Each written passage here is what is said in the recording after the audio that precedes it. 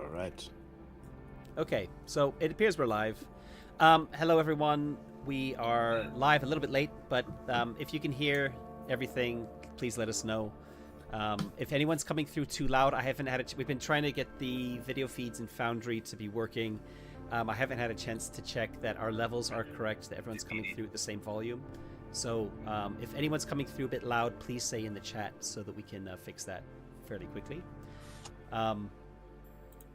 Yeah, so I recorded a video a few days ago and put it up on the channel, basically announcing what this is. We are taking a little bit of a break from Household and basically running 4 sessions plus this session 0 for Terminal State, which is a not cyberpunk, near future corporate dystopian RPG. And having talked to the players about it, and getting them to agree to play it, one of the things that we kind of talked around was the genre itself, and role-playing being about escapism, and it not being very escapist when you're playing, and basically all the shit we have to deal with on our day-to-day lives taken forward a number of years in the future with some more cool tech, but it's actually gotten worse than it is now, which is totally understandable. So after a little bit of thinking, I've thought, well, there's actually a lot of sci-fi which is in places very much influenced by similar themes. If you look at, for example, the Alien franchise, there is a lot of corporate shenanigans going on. The whole Weyland-Yutani Corporation is a big corporation.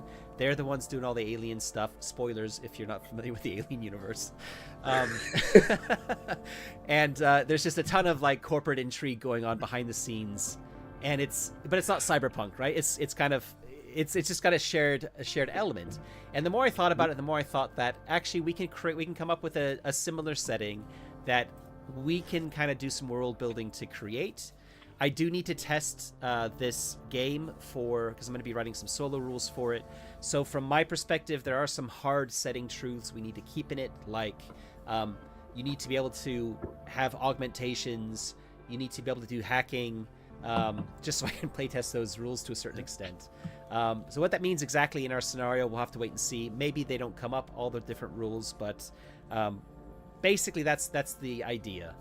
And as you can see from the feed here, we're going to be playing this in Foundry. That's the plan. Foundry has built-in video and audio feeds, which is what we're using. It's janky as hell. So if people start flickering in and out, I apologize. It's been doing that like literally the last hour. So hopefully it seems to be stable now. I'm touching wood now. I just don't want to curse it by talking about it too much. Love you, Foundry. Keep running. So the atmosphere. So the pitch, I basically pitched 7 different things to the players, 7 different scenario ideas that I came up with that were each tied to a kind of a loose setting. And they were all, I was trying to go for themes, and I tried to come up with like 3 touchstones from like films or other games like Necromunda, Akira, Annihilation, kind of Battle Angel Alita. These are all like kind of cyberpunk-ish, adjacent, maybe kind of near future sci-fi, or even far future sci-fi. Necromunda is definitely not near future sci-fi, but there's I'm kind of trying to touch on some themes, and one of the ones that we came up with that everyone basically voted for as really liking the idea is this one, which is basically there's a dead city that has basically been bombed by some experimental weaponry, and that weaponry has caused local bubbles of reality altering effects. What that means exactly, we don't know yet. We'll probably find out in play. And I like the idea that every bubble is a different type of reality altering effect.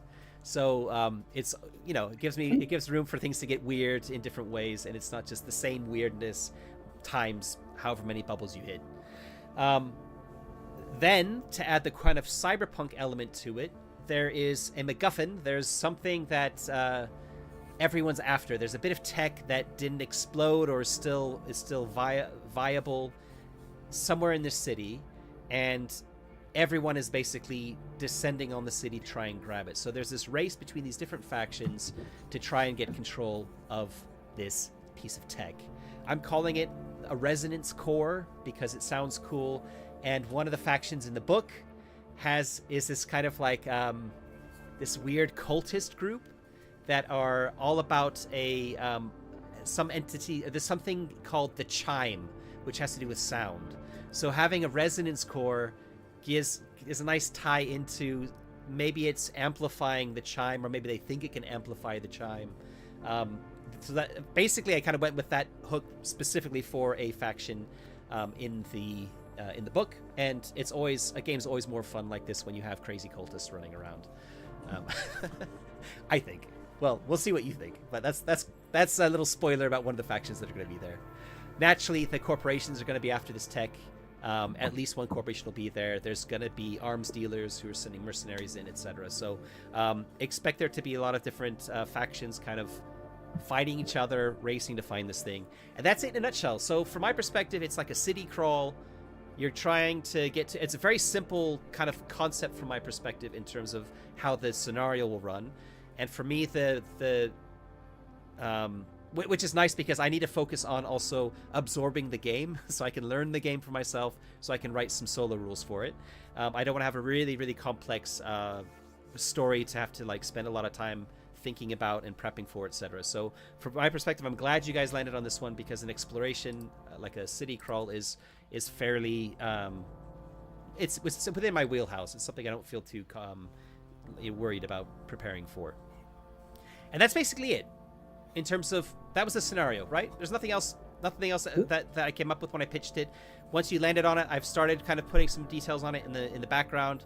I've tried not to go full blown into full prep mode because we want to do some world building together now, and I don't want to just, you know, poo-poo all these ideas because I've come up with something on my own. So yeah, open to discussion completely with you three, and we're gonna do this live on the stream, and we're gonna slowly start populating our characters in Foundry. Speaking of which, none of you have used Foundry before. All right. So yeah. there's first let me say I'm a very advanced Foundry user. I tinker with a lot of things. I create macros. I've exported compendiums. I've even toyed around with creating my own modules in the past. So I know how Foundry works fairly well. What I'm using here is a system module called Custom System Builder, or CSB, which allows you to basically create any system from scratch, basically like building blocks for building character sheets, building everything that goes into Foundry. It's not for the faint-of-hearted. If you're not an experienced Foundry user, I don't recommend you play Terminal State using this system. I will export all of the settings for this once I've finished with it. There'll be a link in the YouTube description going to that. It's not live yet because I haven't kind of finished with it yet. But yeah, I don't recommend this for anybody who's not familiar with Foundry. There is another alternative though, and that's the virtual tabletop called Role, R-O-L-E. There is a link in the description to that. Someone in the Terminal State community, thank you Ant, has created a template for Terminal State in Role. It's much more user-friendly. However, you're only allowed to create one world to play with on the free account. And I have been using Role in the past, and I have 3 worlds. I deleted 2 of them, and the last one is another playtest world I can't delete. And that means I can't, without paying, I can't play Terminal State there. So that's why we're not using Play for this. And also because I'm familiar with Foundry. Okay, that was a long blurb. So, Foundry, how do we use it? For the 3 of you, if you look at the top right, you'll see a little like head icon. If you click on that, if you hover over it, it should say actors. And if you click on it, you should see just one entry, which will be your name and then PC. Click on that. And a little window should pop up with your PC on it. Is that right? Yep. Absolutely. Okay. And of course, when I open it, it blocks all of your video feeds, which is not ideal. Let me see if I can... I might well, that's the good part. No, you don't need to show me. I'm the old fart. I'm going to pop you all back into the dock on the side, which wasn't working earlier. It was flickering really badly, but the flickering is stopped, so I'm hoping that'll work. Yeah, it looks okay now. Okay, so this is much better. Okay. So, if you can see there, we have this little section in the middle, body, flex, tech, cool. Those are your 4 attributes. And under each of them, there are 3 related skills. And just underneath all of those skills, there's a single skill all by its lonesome called drive. Because drive is used differently. It's used with an attribute from the vehicle rather than your own. So your skill in being able to drive is then modified by the stats from the vehicle. Then underneath that, you should see concept, info, talents, augments, gear, apps, and notes. Mhm. If you click on each of those, they're like little tabs that open up different parts of your character sheet. Okay. And I've just Righty. noticed that notes has nothing in it, literally, so if you want to take notes, too bad.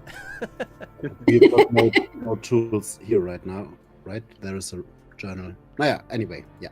There is a journal, but I am actually right now going to be just very quickly adding a text field to notes. So we'll just call this notes.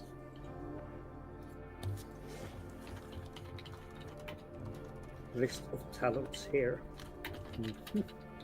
Okay, so hopefully, if you look at it now, if you click on the notes, you should see something that says notes here. Yes. Okay. And if you hover over that, so this is kind of common across a lot of these tabs. If you hover over where it says notes here, you'll see a little like pencil icon on the right hand side. Mhm. If you click on that pencil icon, then you can edit it, and it's basically like rich text. So you can change, you can write different things. You can do like bold and italics and make bullets and all that kind of stuff. Okay, so the reason I'm saying all that is because what we're going to be doing here, there are other parts of Foundry called items, and I have created some templates and some example items which can be dragged and dropped to basically have talents and gear and apps and augments and all those things. But I haven't had time to really populate all the actual stuff. So what we're going to do for now, if you look at, for example, talents, where it says talents, I've got it, the first thing that's there says list talents here to start. I will add them as items later. So if you click on the pencil next to that, delete that item there, and then basically you're just going to type in any talents that you get when we're playing, just on a separate line. Just type in the name of the talent, hit enter, the next talent, enter, and just leave it at that. I will then, before our next session, I will populate the items for those talents and drag them into your sheet so that they're more dynamic. Okay? So they're gonna look a lot. They're gonna look a lot better in the future, but for now, just for session 0, this will be enough. Okay. All right. Hello, everyone in chat. My God, I've just been focusing on the Foundry. And Chris has talked about. So Chris in chat is the author of Terminal State. So cool to see him here. Hi Sandra. Hi Maria. Hi Lekis.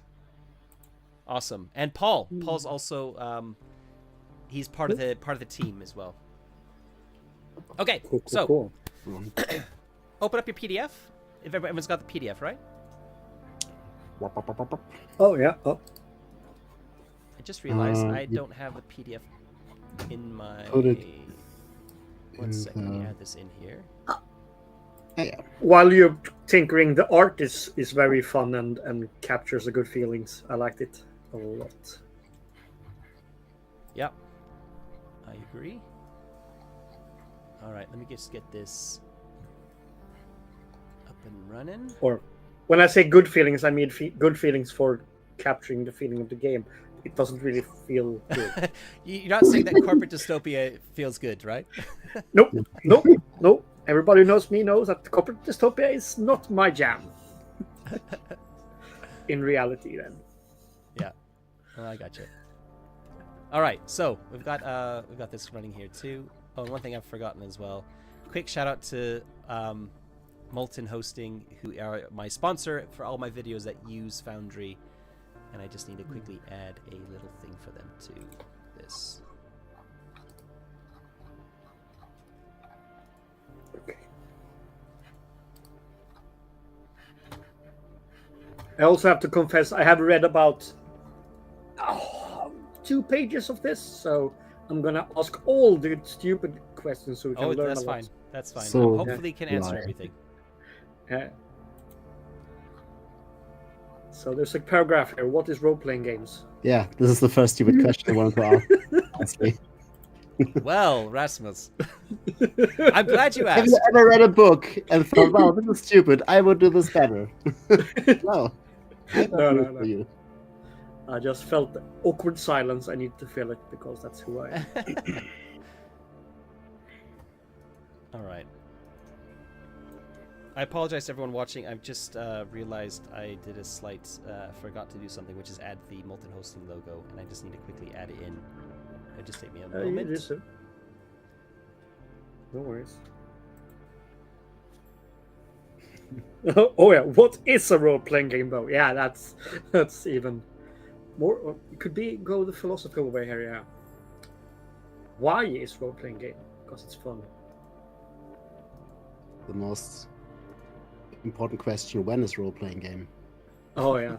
The final boss. Every party. Yeah, exactly. All right, here we go.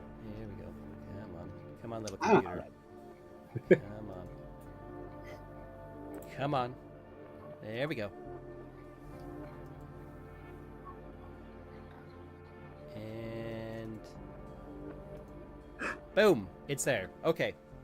It looks like shit. I Success. apologize, but it's there at least. Thank you, Molten Hosting. Love you. Check them out. They're great for hosting Foundry if you want to run Foundry and you don't want to do all the port forwarding and stuff from your own home. Okay, so going over then to the PDF. On page 9 of the PDF, I'm looking at the spreads. Are you guys looking at the singles or the spreads? The singles. Singles. So Yeah. on the actual PDF, it's page 13. And on the right-hand side, it basically has the 13 steps you go through to create a character. Okay? The one thing that we're actually only going to do 12 steps because the last step, which is picking your contacts, we're not going to be doing because it's not that there won't really, we can kind of completely avoid, or it will be kind of avoided for this because you're not going to be in the setting, the default setting where you can kind of tap into your contacts. Okay. So basically, we're just going to work our way through the PDF, and the first thing to go to, I guess the first question, since Chris is online, is if it's okay to be showing so much of the PDF on the stream, because I can maybe hide some of the pages when we're going through it, try not to show everything. Chris, I would love your feedback on that. Okay, awesome.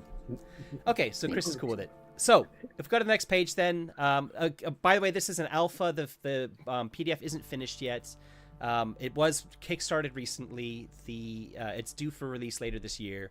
So just when you see some lorem ipsum text and some placeholders for art and stuff like that, that's why.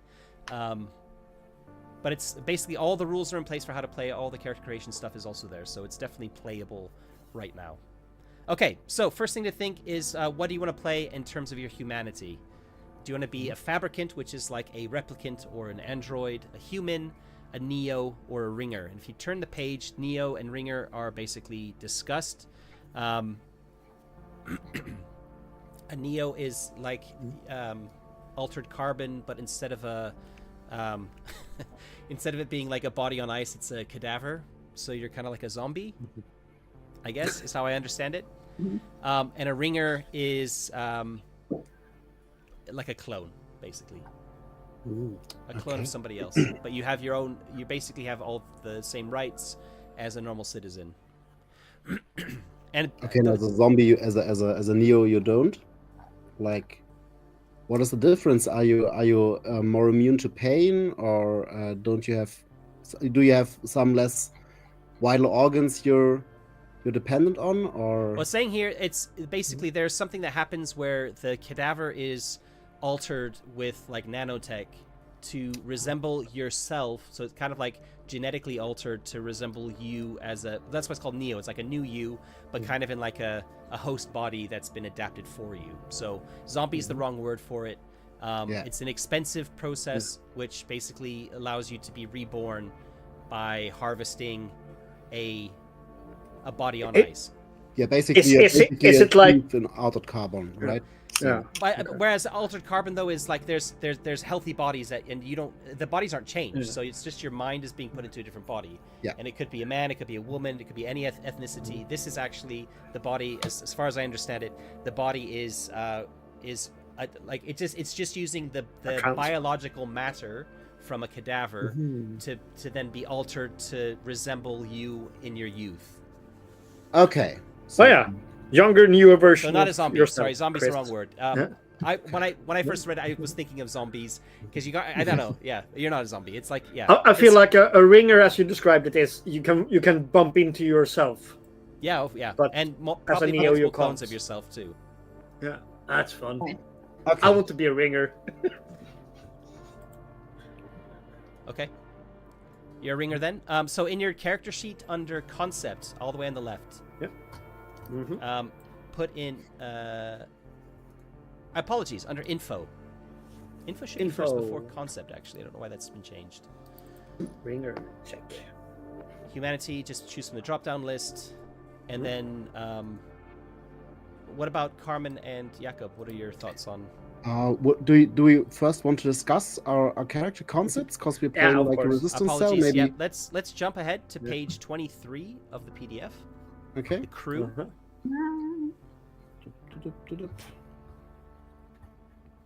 My pitch did say that you are all anti-corporate freedom fighters.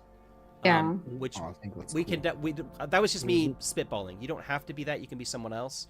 Okay. You can be a part of some sort of like some part of a group or faction that has a reason for wanting to go after this resonance core or stop the resonance core from falling into somebody else's hands. So I mean that's in terms of like a group concept. That's where I'd like to start. So let's figure out who kind of roughly who you are, who you're aligned with, and then it might make more sense to do different types of character concepts from there. I really like the idea of a resistance cell. Like I'm like really into watching Andor right now, so there's definitely a connection there. Yeah. I'm very fine with Absolutely. the concept. I think that's very cool. Yeah. So, It was the reason I voted for that thing. Little cell from different backgrounds. That would be. I think from my perspective, then it's because you're fighting against the kind of corporate world, anything will make sense in terms of humanity. Because anyone could have a reason for wanting to stick it to the man, right? So Excellent. I think whatever kind of draws you there, and then if you want to think about your concepts a little bit, your social status is the next step, which wouldn't make sense for you to be core or corps or elites if you're fighting against them, unless you're working from the inside. But also, what you have to think about is you are the ground team for a resistance cell going into a post-apocalyptic city with weird shit going on to extract something while other people are fighting each other to get it. So it doesn't make sense for you to pick characters that wouldn't fit that concept, if that makes sense. So you need to just have a little think about that when we're getting to that point in the character creation. And maybe we should start with concept and work our way back. Maybe that makes the most sense. Yeah. Also, what roles need to be filled, or what roles would be advisable? I don't think it really makes. I'll kind of tailor the scenario around your character concept, so don't worry about that too much. But if you go to page 29, there's an overview of the table of all the concepts. You pick a concept, which is like a career, like a class in Warhammer Fantasy Roleplay 4th edition, and the professions are then like the career underneath it. So you're going to pick one of each. Or if you're familiar with Coriolis has this very same idea as well, where you have the kind of the archetype or the concept, and then you pick a specific profession within that. As an example, the concept active, the first one on the list, if you're not sure what that means, it should be very clear by the professions what it entails. You've got an assassin, a mercenary, and a sniper. So it's somebody who's basically really good at killing people. So that would make sense, I think, probably for one of you to be kind of like the muscle, or not the muscle, but the active in the group, right? So just look through that. I mean, look through that list of different concepts and professions, see what jumps out at you. I think from my perspective, active would definitely fit.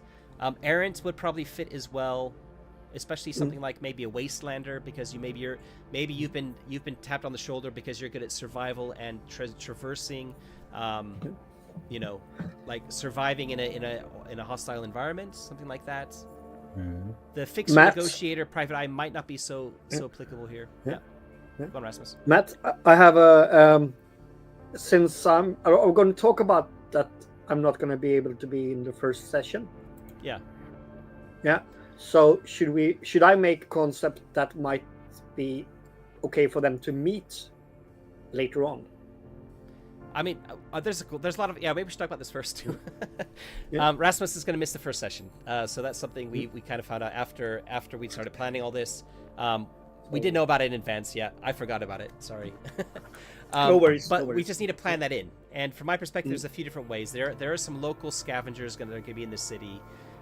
Most of them are going to be pretty messed up because reality has probably affected them as well. So they're going to feel very alien. They're going to feel very weird, the majority of them. But one of my thoughts was that you could be a local, like a survivor in this city. And you're looking for a way out, and this might be your ticket. And maybe you can choose to be a little bit kind of, there's something weird about you that's been affected. You can kind of go to town with what little pocket of reality has worked. Are you guys real? Are you here for real? Or are you one of the... No? Yeah? I can play a bit crazy. I would love that. Okay, so from my perspective then, I think maybe for you, the wastelander profession under Errant is probably going to make the most sense. Because if you jump ahead to the Errant page, which is on page 34, and then you read the bit about the wastelander, it says, after the destruction caused by 2 corporate wars and emigration after the completion of the NOR, which is the near orbital ring, there is a lot of land out there to explore. All you got to do is stake your claim and defend it. So it's all about being true grit. It's all about being a survivor, endure, melee, observe. Your recommended augments are having GPS navigation or talk screener. So talk screener would be quite good. It means like you're going to be more resistant to get taking on like radiation and poisons and stuff. So for me, that fits. That would kind of make sense from a character concept perspective for a survivor in this post-apocalyptic city. But it could be anything, really. What do you other guys think about that? Because, how do you feel about that first, Rasmus? Oh, I feel it would be really fun to play a bit. Seeking. My motivation is to get them to like me but I'm a bit weird. That's gonna be a fun character to play. So, okay. And I think because the group concept is. Basically think of Andor. Andor is a really good parallel here. If you come across somebody who's going to be, sympathetic to your cause, then more hands make for lighter work, right? It's gonna be a good thing, probably. So, what does Carmen and Jacob think about that idea? I love the idea. Totally fine. Yeah. Cool. Totally on board with that. Yeah. So, what are the other concepts that the two of you are looking at then? Anything jumping out at you? I was looking at the ghost. Okay. Yeah.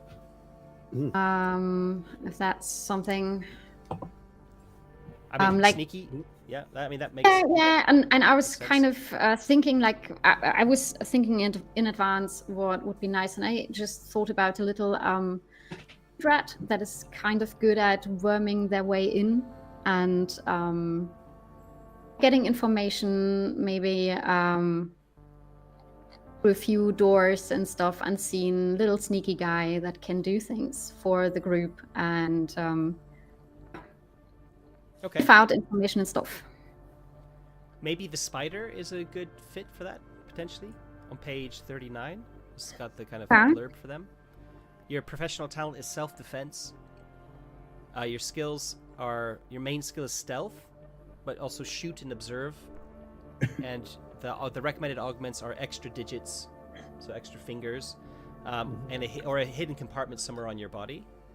So they're basically like a thief, right? The spider is like a thief. The ninja is like a stealthy killer.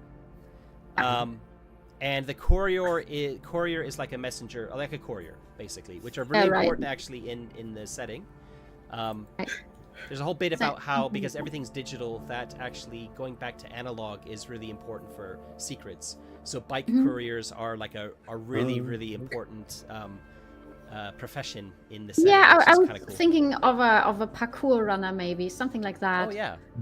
And second thought and concept was like a medic, someone who's accompanying people in the field. So, but I would leave that open to you guys. What you think is more of use for the setting? So I'd go for like somebody who runs around, parkour person, or a medic that helps and heals. I like the parkour person. That sounds like someone could be fun and irritating at the same time. Sure. And I think, from my perspective, the ninja is probably a better fit for a parkour type of person. we can actually modify these. We can actually the professions are kind of like a package. I'm more than happy to say, okay, you're a ghost, but your profession is we're gonna make up something, and we're gonna base it on this. So we can definitely lean into that, and kind of we'll look at the ghost as a starting point and just tweak it a little bit from there. That's absolutely fine. Yeah, I would absolutely. I would also go for human, probably just normal person. Yeah. Yeah. And Jakob? Oh. Yeah, my original concept was like former mining foreman that had to abandon his crew due to corporate decisions that right went over his head, and he's now riddled with guilt because he had to abandon them while the mining shaft was destroyed. But yeah, so we got a sneaky person, we got a survival person, like a tracker, a pathfinder with Rasmus. I think probably play a GM PC with you as well to fill in any. Okay, you play a GM PC with me as well. Okay, that gives me a little bit more freedom. I think we definitely need one more character that is like a little bit more durable, or like a fighter type. But yeah, my first idea was like demolitions expert and a little bit tanky. Yeah, but I think we also need someone who could help do some social stuff, like the face. Yeah. Also like the planner who's sort of Jacob? details. Pardon? Jacob, when you described it, I was thinking about the non-volunteer, the natural leader. The foreman is the natural leader. It's not a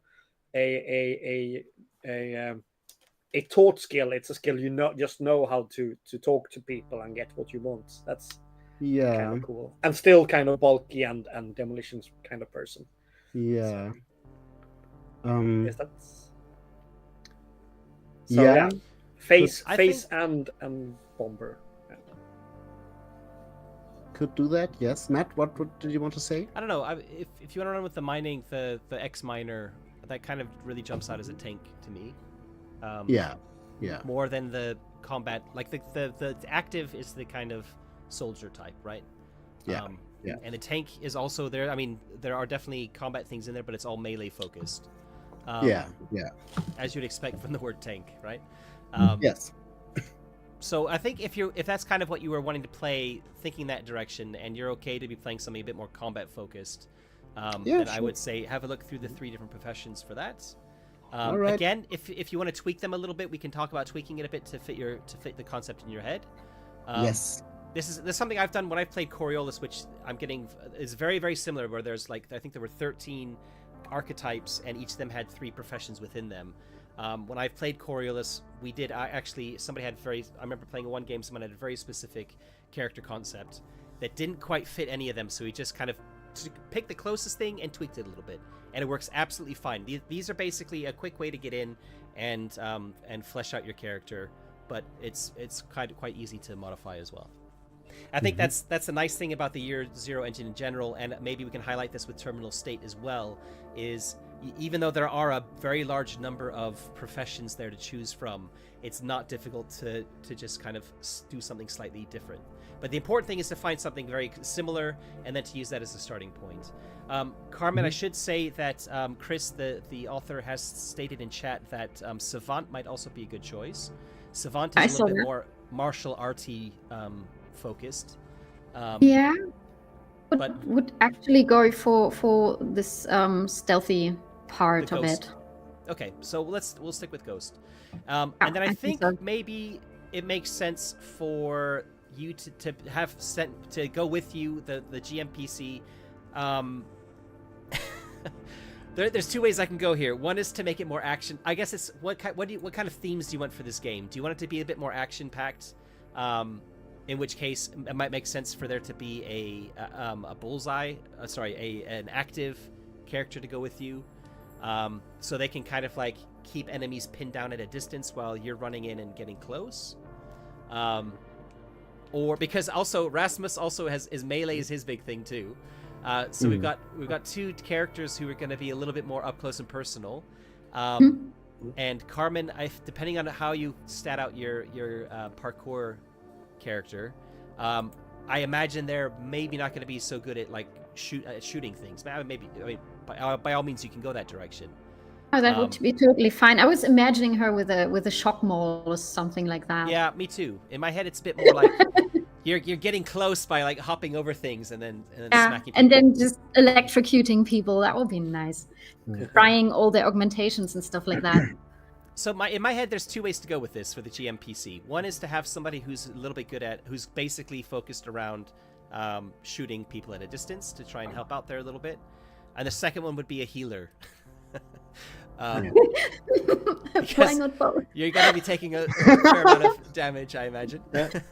Yeah. What about there are drones too, so we can have some drones that can be there to help out potentially. Right. So that's another option. Okay, so what about One the whole? 1 second, hold on. Yeah.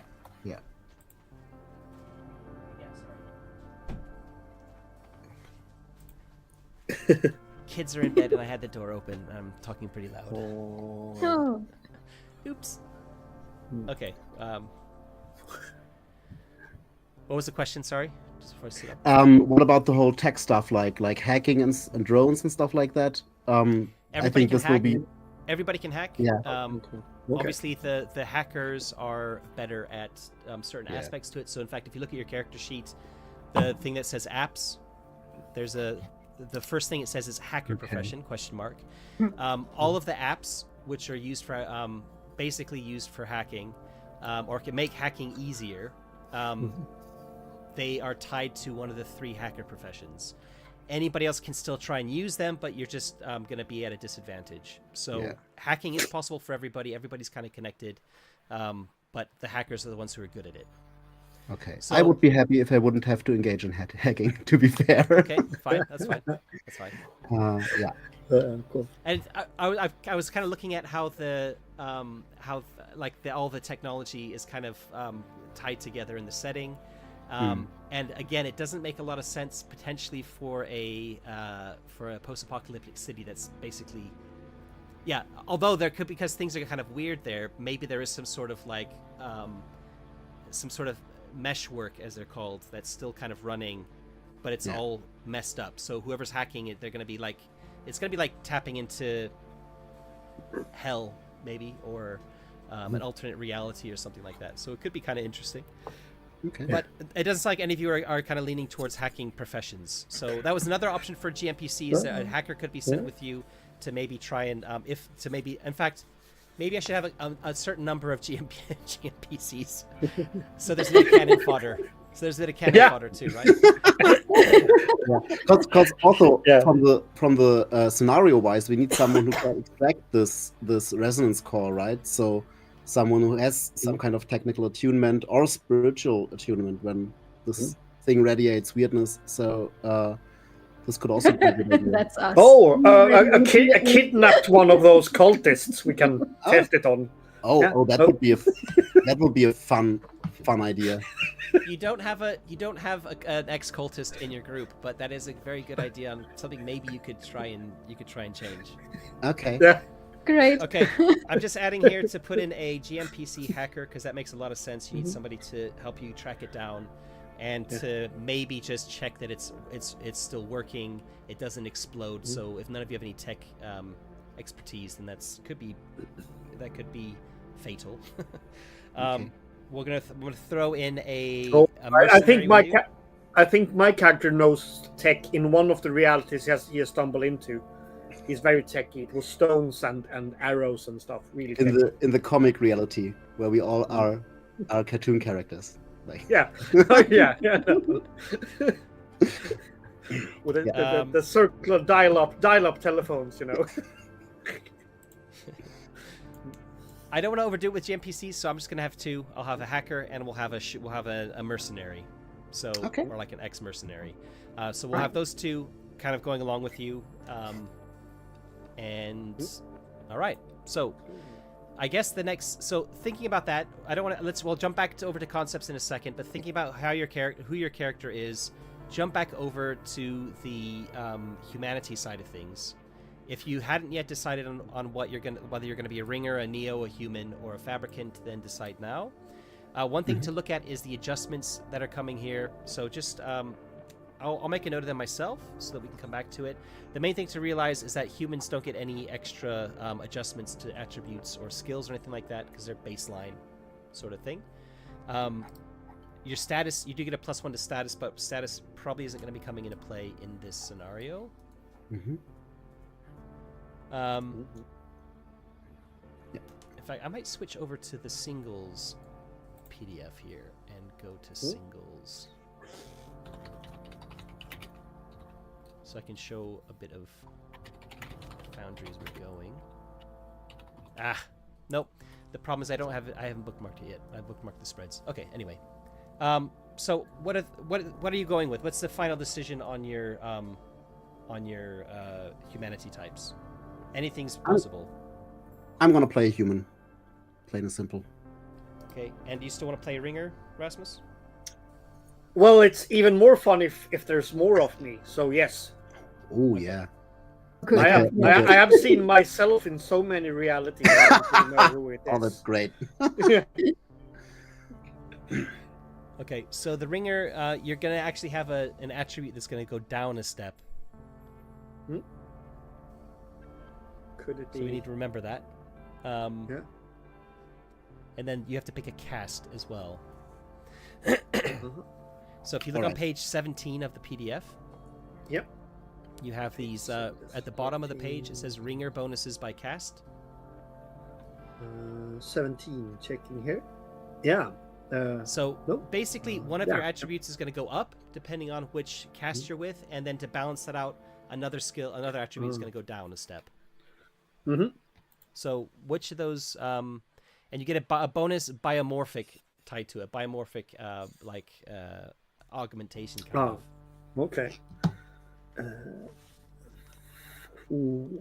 Body tech cool. Was this flex? What is that? Flex is like your kind of like agility. Okay. That sounds like operations. That sounds okay. Quickened reflexes. No, it's okay. No, so it's kind of like what were you doing in the city before everything went to shit? Yeah. Like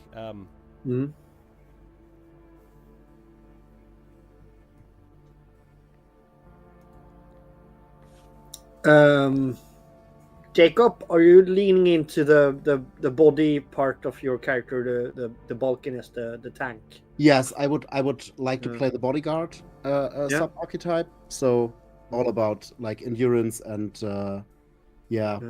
artificial subdermal armor and artificial muscles and something like that. That's cool for you, Rasmus. Yeah. I'm just taking in account that then I shouldn't go for that part, even though I like the empathy switch off. Also good comment. But I'm guessing command, perhaps. So I look kind of good, but I'm a bit weird. Yeah. So you basically you will become the face of the group. If that's not going to be a good idea, but fun, yes. Well, not necessarily. Yeah, yeah. You're gonna think you're the perfect face of the group. Yeah. So on your character if sheet, that's okay. Yep. yeah, that's absolutely fine. On your character sheet, then, if you go under info, Yeah. Yeah, check. and then under, I haven't got a space for it. Just where it says, there's nothing for cast. Origin? Don't worry about it. Don't worry about it too much. No. Oh, no worries.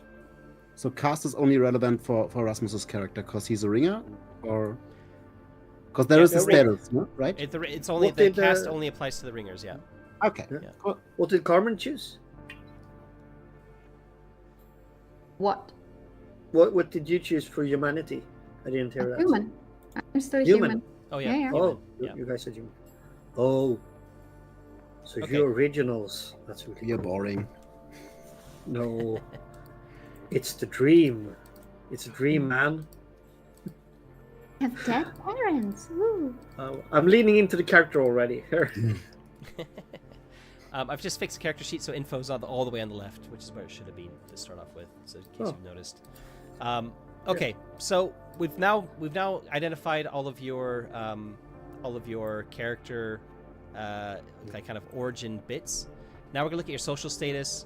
This is to determine your reputation, which isn't so important here, but we'll still quickly do it. So this, I guess, we're gonna look at for Rasmus. This was before the bombs fell, and for Jakob and Carmen, it's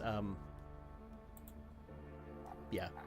Well, I would be a citizen, I suppose. Like I was working for a corporation, a mining corporation.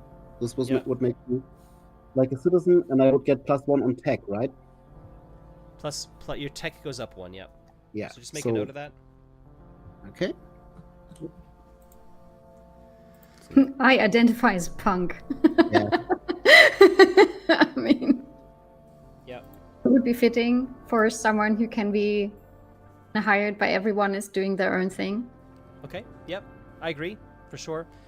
So there's a reputation score attached to each of these. On the info tab, there's a reputation value. So if you just change that value to reflect whatever your chosen one is, and I think for Rasmus, considering that you've gone with like a face type of thing, I would say you're either probably citizen or corp, Okay.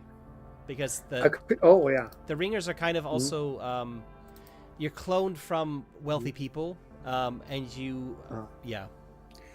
Oh, Okay, you're that- We could kind You're of play it however, not necessarily. It could be made for labor too, but as I see it with command, with beautification, it's kind of like you've been cloned to be like somebody who's going to be like a future CEO of a company, maybe the current CEO, the clone of the current CEO, and then you're going to be the next one down the line or something. maybe along there those was like lines.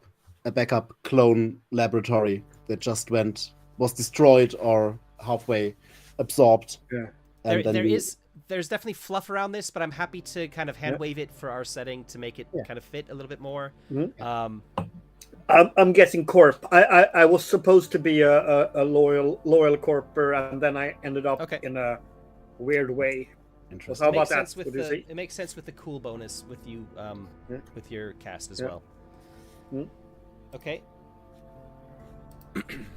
All right, so that means you get a +1 step to your lifestyle. Just write down like that somewhere, like an up arrow with lifestyle. Come back to that.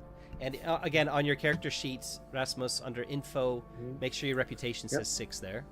Again, reputation probably isn't going to come into this a whole lot. There's also a status change I just saw in the gray box on page 18. So for a ringer, you actually modify that by -1. So your corp of 6 goes down 1 so it's 5 now, and humans go up 1.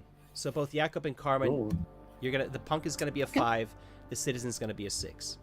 Okay, wow. Where do we put that into Info. value? Info. There's a reputation bit halfway down, and it says value. Ah, right. Just change that value to, for you, I guess it's 5.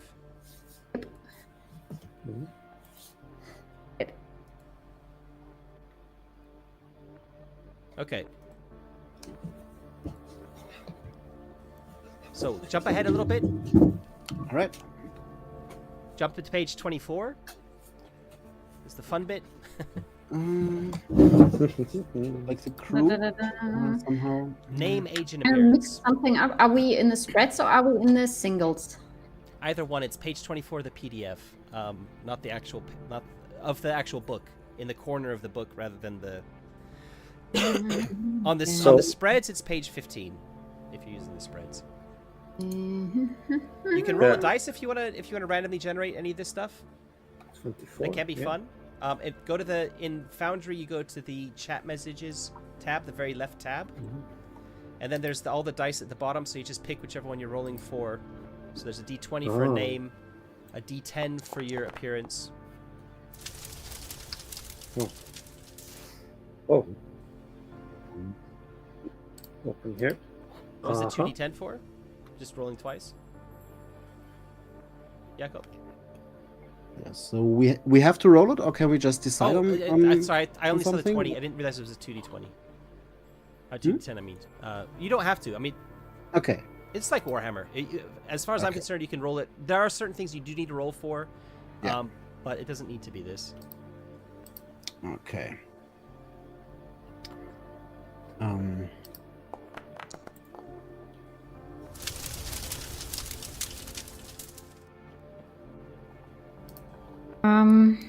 God. Yeah, here. I'm having the spreads open here and I can't find it. Page 15 of the spreads in the actual right. PDF user thing. Yeah, I'm kind of. Okay. Do you see it or not yet? Yeah, no, I see it. Oh.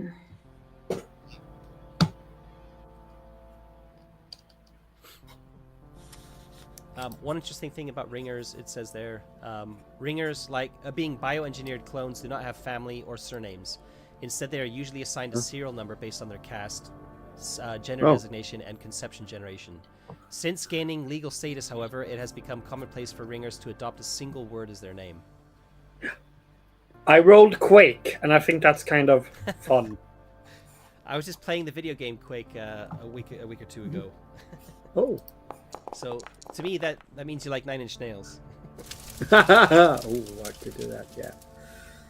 So, a 13 again. Oh, boy. That was 3d10. Yeah, age. 15 Oh. plus 3d10. Where's age? I missed that. Oh, starting age by humanity on page 24. Oh yeah, there it is.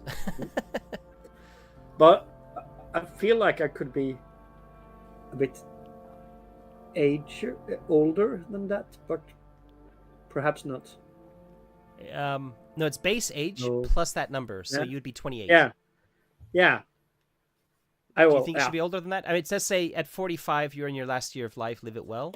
Yeah. So you've it's kind of looking at the concept of Blade Runner, where the Nexus models are kind of have a predetermined lifespan, I guess. I'm guessing. I'm thinking I'm 28 at the moment. Okay. There's nowhere to. I think I missed age off on the. I'll make a note of it. I'll add it in a bit. There's no age. Yeah, there's nowhere to record it. Just come up with Yeah, an age and then I'll write it down. You just choose an age, or Yeah, is it just pick it? You don't have to. You can just pick anything you want. You don't have to roll for it if you don't want to. Okay, cool. Nice. I want her to be a scrawny little kid, 15 or something. Yeah. Well, I'm like a burly guy, early 50s, late 40s, early 50s maybe, like with a curly hair, a very receding hairline, but a big bushy beard, and wearing something like a working overall and maybe a tactical vest or something over it, like with many pockets to put stuff in. Yeah. So what's your age roughly? Just pick a number. 52. Okay. And what about Carmen? What about you? I'm going with 15. Okay, cool. That's it. Awesome. Yeah. Two of my 7 pitches involved you being a gang of teenagers. Yeah. I really like that, and I still like the concept of being such a young person in a setting like this. Yeah. Yeah. Yeah. I'm not sure what it says about the group you're with that they're sending a 15-year-old into this like hellscape, Wow. but Mhm. you know, you want to go, I guess. So the Going last to thing, be great. the last thing to do on here, none of you are fabricants. So on page 25, you can skip that bottom bit, but the top bit has appearance and affectations. So just pick, and in the character sheet, there's only one line for appearance. So the idea, from my perspective, it says, you can roll for it if you want. I would probably roll for it, but like equally, if there's stuff in there that you really like the look of, just type something in the appearance. It's only a single liner. Just put commas. Try and keep it to a single line, so it's just easy to get a quick idea of what you look like, what your appearance is like. Or the affectation for me is like the kind of like distinguishing trait, the quirk that you have. Mirror Shades is on there, of course. Of course. Okay. What should I choose? Well, I'm not in a big hurry, but and perhaps Matt, we could discuss how I've been living my last couple of existences. We'll do that offline. Days I think or that's years. nice to. Yeah, we don't need to come up with Yeah. that now because that'll. You've got a month before you're going to be playing, so plenty of time to come up with it. Okay.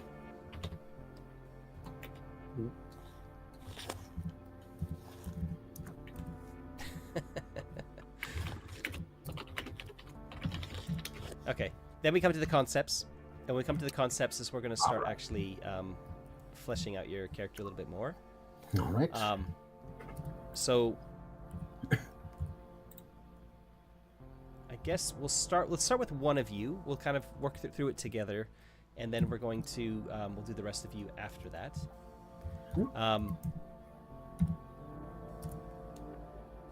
So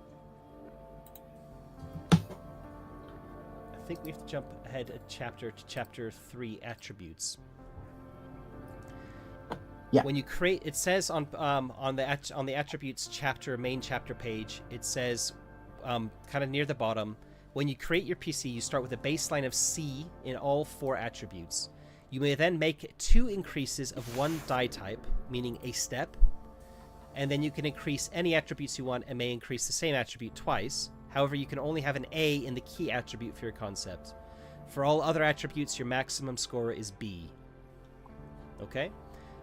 You can gain 1 extra increase by decreasing 1 attribute from C to D. So if you want to have something that you're bad at, if you want to have a dump stat, you can only have 1.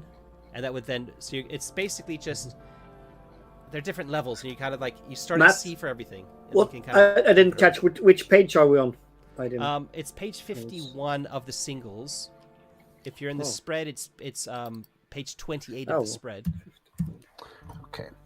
Check. Oh, no.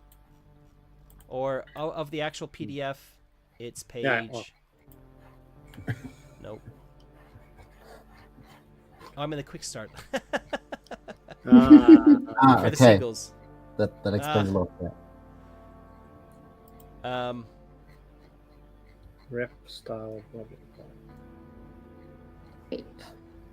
Okay, I got. If you're looking at the corner, in the corners of the PDF for the actual page numbers, not the PDF number of the page number, then it's page 51 of the actual book, if that makes sense. Yeah. Okay. But basically, there's 4 attributes. They are body, flex, tech, and cool. They all start at level C.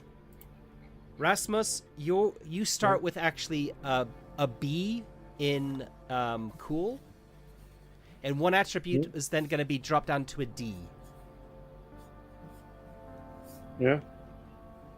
And then that's your baseline. That's everyone's baseline. Then you can put 2 of those attributes up. Either 2 separate ones can go up to B, or 1 single one can go up to A. Or you can drop 1 of yours down to a D to get 3 increases, if you will. It's worth looking at for your concept. There is a key attribute for each of you, and it's worth looking at those and making sure that your highest attribute is in your key attribute. And just looking at it very quickly, we have a ghost, which is flex. We have a tank, which is body, and we have an errant, which is also. Are you still going with the Wastelander thing, or should we go with something different? Yes. No, Okay. no. So it's also body. Okay, so but I don't increase body automatically. It is recommended I. The only thing it means is that's your key attribute. If you want to take something up to A, you can only take your key attribute up to A. That's where the key attribute comes into play. Okay. Oh, this is good.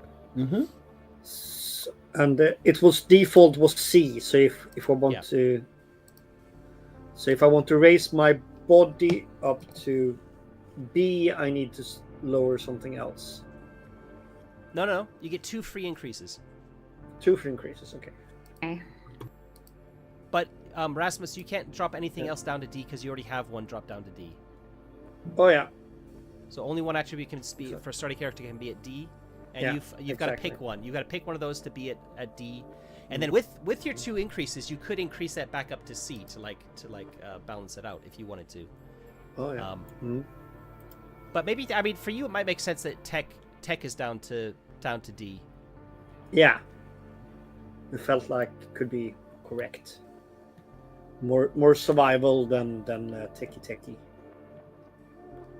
And then because you're talking about survival, I would probably at least put one of your increases then into body.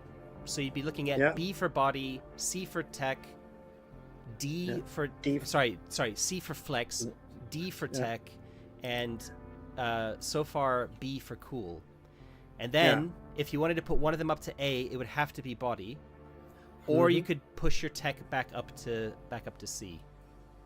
Or you could put flex up to B, so you're kind of like a jack of all trades, just not very good at tech, and you'd have B, B, D, B.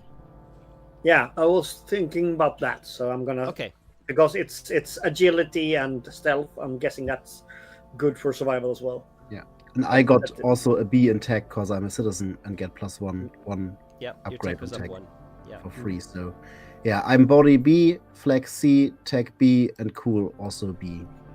Say that again. Body B, flex C, tech B, and cool also B. Okay. Yeah. So. And very flexy. I don't know. I would absolutely push flex. To an A, do you think? I think so. Sounds good. So if you do that, then it would. You could just do that and just leave it at body C, flex A, tech C, cool C. Or you could drop something down to a D to push one of those up to a B. Isn't there a punk related thing that gives me a bonus to cool? Oops, I didn't see that properly. Not sure. On style or something like that. Style, it's style. Sorry, something different. Yeah. I could kind of just leave it at that. So we're talking CACC. Right. Yeah, Okay. I think so. All right. Okay. CACC, BCBB for Jakob, and BBDB for Rasmus. Yes. Sounds like a Star Wars droid. BBDB. Okay. Reputation +1. I get for bodyguard, right?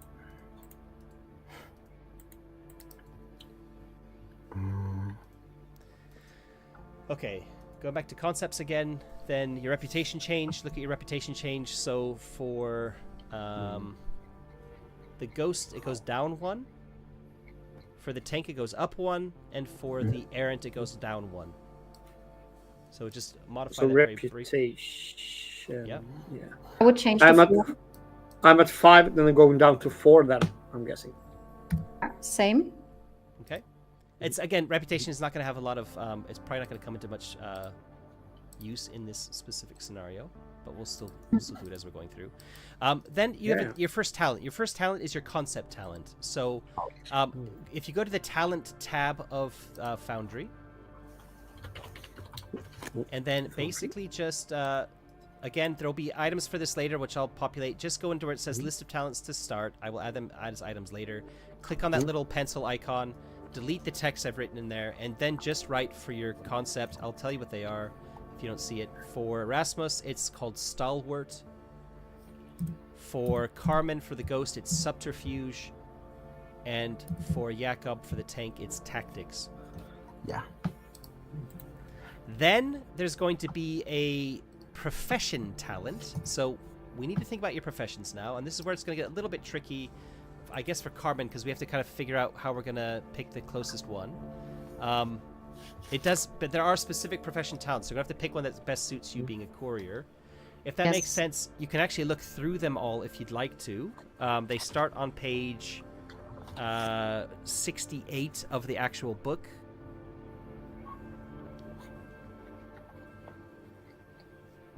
Are you using spreads, Carmen?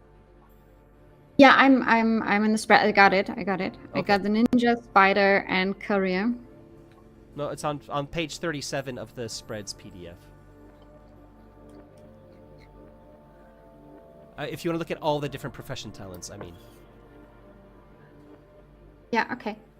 Which page in the book did you say? It's page 68. I mean, I think for the Wastelander and for the Bodyguard, just stick with the ones that are tied to your actual concept. But for Carbon's, because hers is maybe a little bit different. Well, yeah, I would say something like Lucky could be good for a parkour person, or I'm just looking for one that has to do with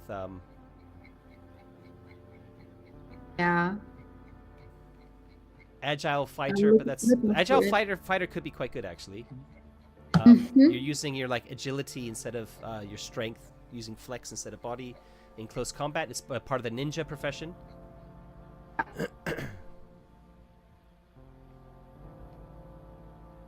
And because you're also super high in flex, that would make you pretty good in fighting. Yeah. All right. So one question, Matt. So like the this our talent now for me it's tactics, and there are three like sub options. That's your concept. Your concept talent is tactics, and then you have a profession one that's going to be tied to one of the professions. Yeah, so but the bodyguard one is. Yeah, it's protect others, but it's a separate talent, and tactics has three options below, like plan of attack, chain of command, and combat reflexes. And I suppose I have to decide on one, right? I guess I haven't looked at tactics. Yeah, one second. I think it's with every talent of those.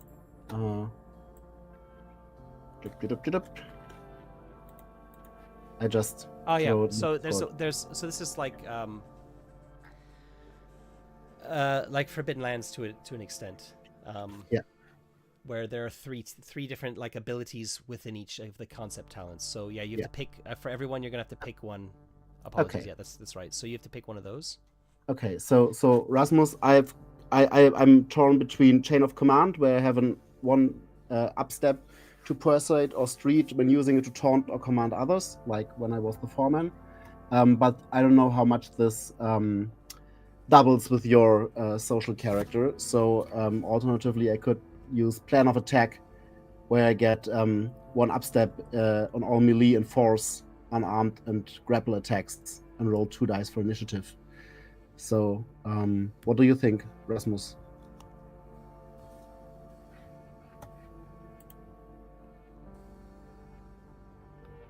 Oh, I don't hear you're you. Muted, Rasmus. You're muted. Let me try turning your audio off and then turning it back on again. Hello, can you hear me? Yeah, I can hear you now. I can't see you. Yeah. Oh, whoa, why not? I might come back, hopefully. Nope. Well, Jacob, go for what you feel is most correct. Okay. Because I'm guessing I'm leaning in more into the crazy survivalist guy. Okay. Then I think I'll take chain of command.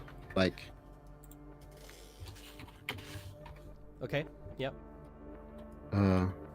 Works well with the character background of being a foreman, a former foreman. And the other one is protect others. Take the hit for allies within short range. That's also nice. And for Carmen, the options for subterfuge. I like death-defying feat. I don't know if you're seeing these. They're on page 36 of the PDF. Of the spreads PDF. I'm on the spreads and on page 36. Give me a second. Subterfuge. Subterfuge, yeah. Yeah, absolute. Death-defying feat is absolutely nice. Yeah. So we'll talk about spending style. Style's the meta currency in this. Mm-hmm. And again, as a punk, you get additional one anyway, so you can use that style to do death-defying feats, which is going to be pretty cool. Nice. Okay. Then your profession talents. Did we say that you're going to go with Agile Fighter, or did you want to pick a different one? I'd go for Agile Fighter. Okay. Then I think it makes sense just to maybe Ninja makes the most sense for you as a starting concept. Yes. Where was it? Yeah. Ghost Ninja. Well, we're talking about things like which skills are the highest. However, because you're more of a courier type, I'm happy to treat your key skill as being agility rather than melee. It's up to you how you want to play that. But I like those, and like with the augments with the artificial muscles, I think that makes a lot of sense too.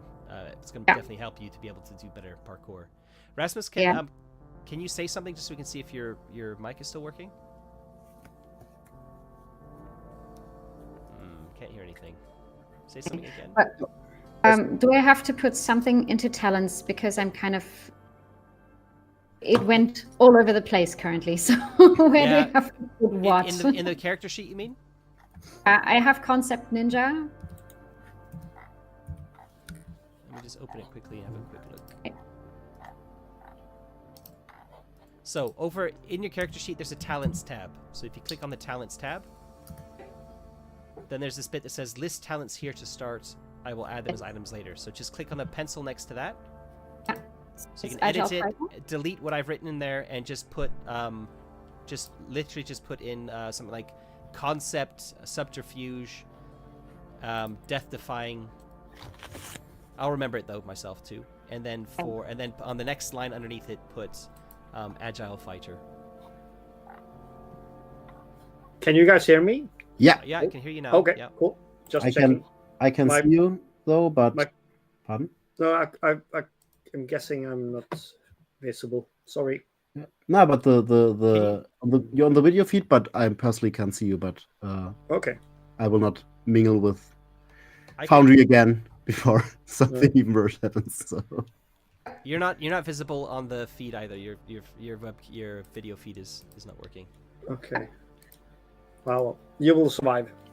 I mean, maybe try ticking the configure settings button at the bottom of the video, and just maybe try changing your video from one thing to another, and then back again. Just to force it to reuse the correct one. Maybe that'll work. Hey! Hey! There he is. Hacker Matt. Unfortunately, my day job is an IT tech, so I'm constantly helping people get their computers to work. Thank you. So, I chose Pain Don't Hurt as my stalwart. It's like getting up when you're down. Mm-hmm. Okay. That sounds good. And it's, again, that's spending style. So just put the PDF up on the screen. Which is this meta currency that everyone's going to start off with. We'll talk about that later as well. Okay, so talents, we can kind of park that to one side. We're going to then look at skills next.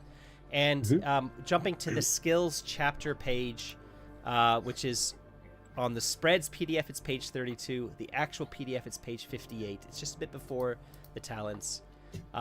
and it tells you what you start with. And basically, everybody starts with all of your skills at level D. Okay. Apart from the skills associated with your key attribute, which basically means all of the body skills for Jakob and Rasmus are going to be starting at C, and all of the flex skills for Carmen are going to be starting at C. Otherwise, everything else is starting at D. Okay. So on your character sheets, go ahead and just, from the drop-down menu for all those skills, change them so they're Ds across the board, apart from your key attribute, those start at C. Mm-hmm.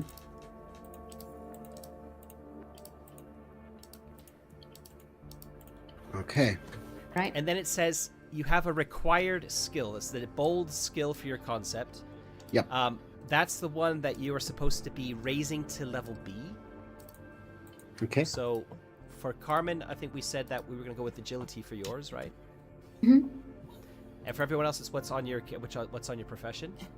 And then you can pick 2 additional skills that are currently at D, and you can put them up to C. So look at outside of your main attribute, and just pick 2 to put up 1 level.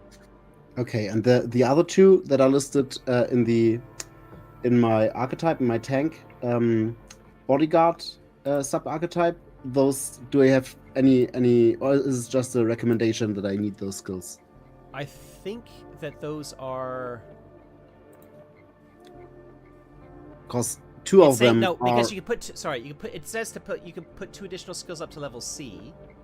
Yeah. It's saying it's recommended to choose the suggested skills listed for your profession. I think it should be said that you can put 2 skills. I think we'll just play it. You can put 2 skills up. But the reason it's specifically saying to take 2 D skill levels up to B is because it makes you a little bit less pigeonholed into your one concept. Makes you a little bit more useful outside of your main wheelhouse. Okay. So if one of your profession skills is not under body, then that would be a good one to put up to B. To C, I should say. Yeah, it's like agility, which is on B already, because I had to, right? No, agility is under flex. Yeah, and it's the one that is bold, and I have to put it to B. No. Oh, agility is bold for you. Yeah, I'm the bodyguard. Okay, I'm not looking at your profession. I'm looking at the skills page. Okay, all right. It says you raise 1 skill to level B, and it has to be your required skill, so that would be correct. Yes, it is. All right. So, and the other 2 are... Oh, that's interesting, because both you and Carmen have agility at level B. Yeah, but I've got flex C, so never mind. That I won't. Yeah, I won't push in your waters there. Yeah. Never mind. Okay. So, but yeah, I had to. I would raise 2 body talents like endurance force, because it is, I suppose, suggested on the bodyguard profession. So I got. Wait, that's taking them both up to B then, right? Yeah, that's taking them to B. Yeah. But that's forbidden, or. Well, I mean, saying it's suggesting you take your 2 additional skills up to level C. So if they're already at level C, it's, I don't know. Yeah, but it's still somehow baked in the archetype, like in the profession. Yeah, I can. I think it would fit to the character, but I could also take something else that's nothing. I'm easy. I think we just treat it like you can increase 2 additional skills by plus 1 step, wherever they happen to sit. And the recommendation is to use the 2 attached to your profession if you want to do that. If you don't, then pick 2 other ones. Okay. Because this is going to be, I did have a think about maybe making your characters a little bit more capable, because my GM PCs are going to be sitting in the background most of the time to keep the focus on the players. And I want to play around with having things. I was thinking about giving you 1 free skill advance. Okay. Like having you starting a little bit more experienced than standard. So I think, though, I would prefer you to do 3, so everyone gets the 3 additional skill upgrades beyond the key skill upgrade, if that makes sense.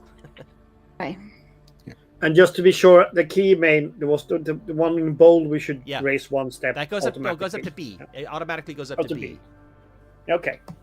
Yeah, well, and then that was pick the 3. I would prefer it if you picked 3 different skills to put up 1 level rather than putting 1 skill up twice, just to help spread things out a little bit.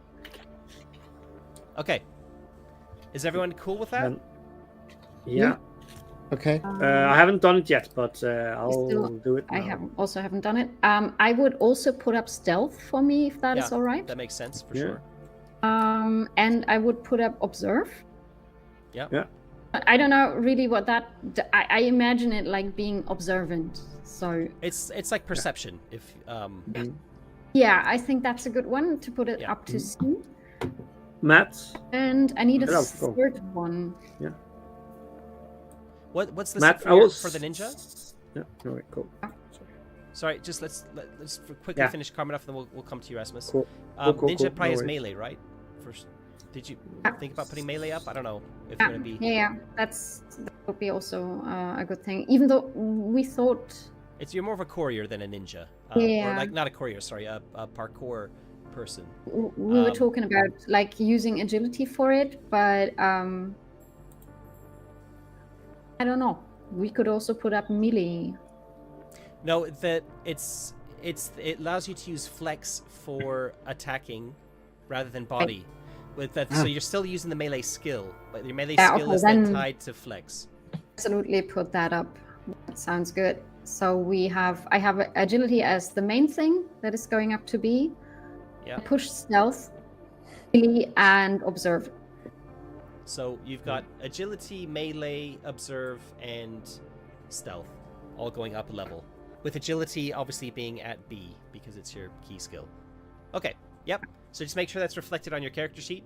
And Rasmus.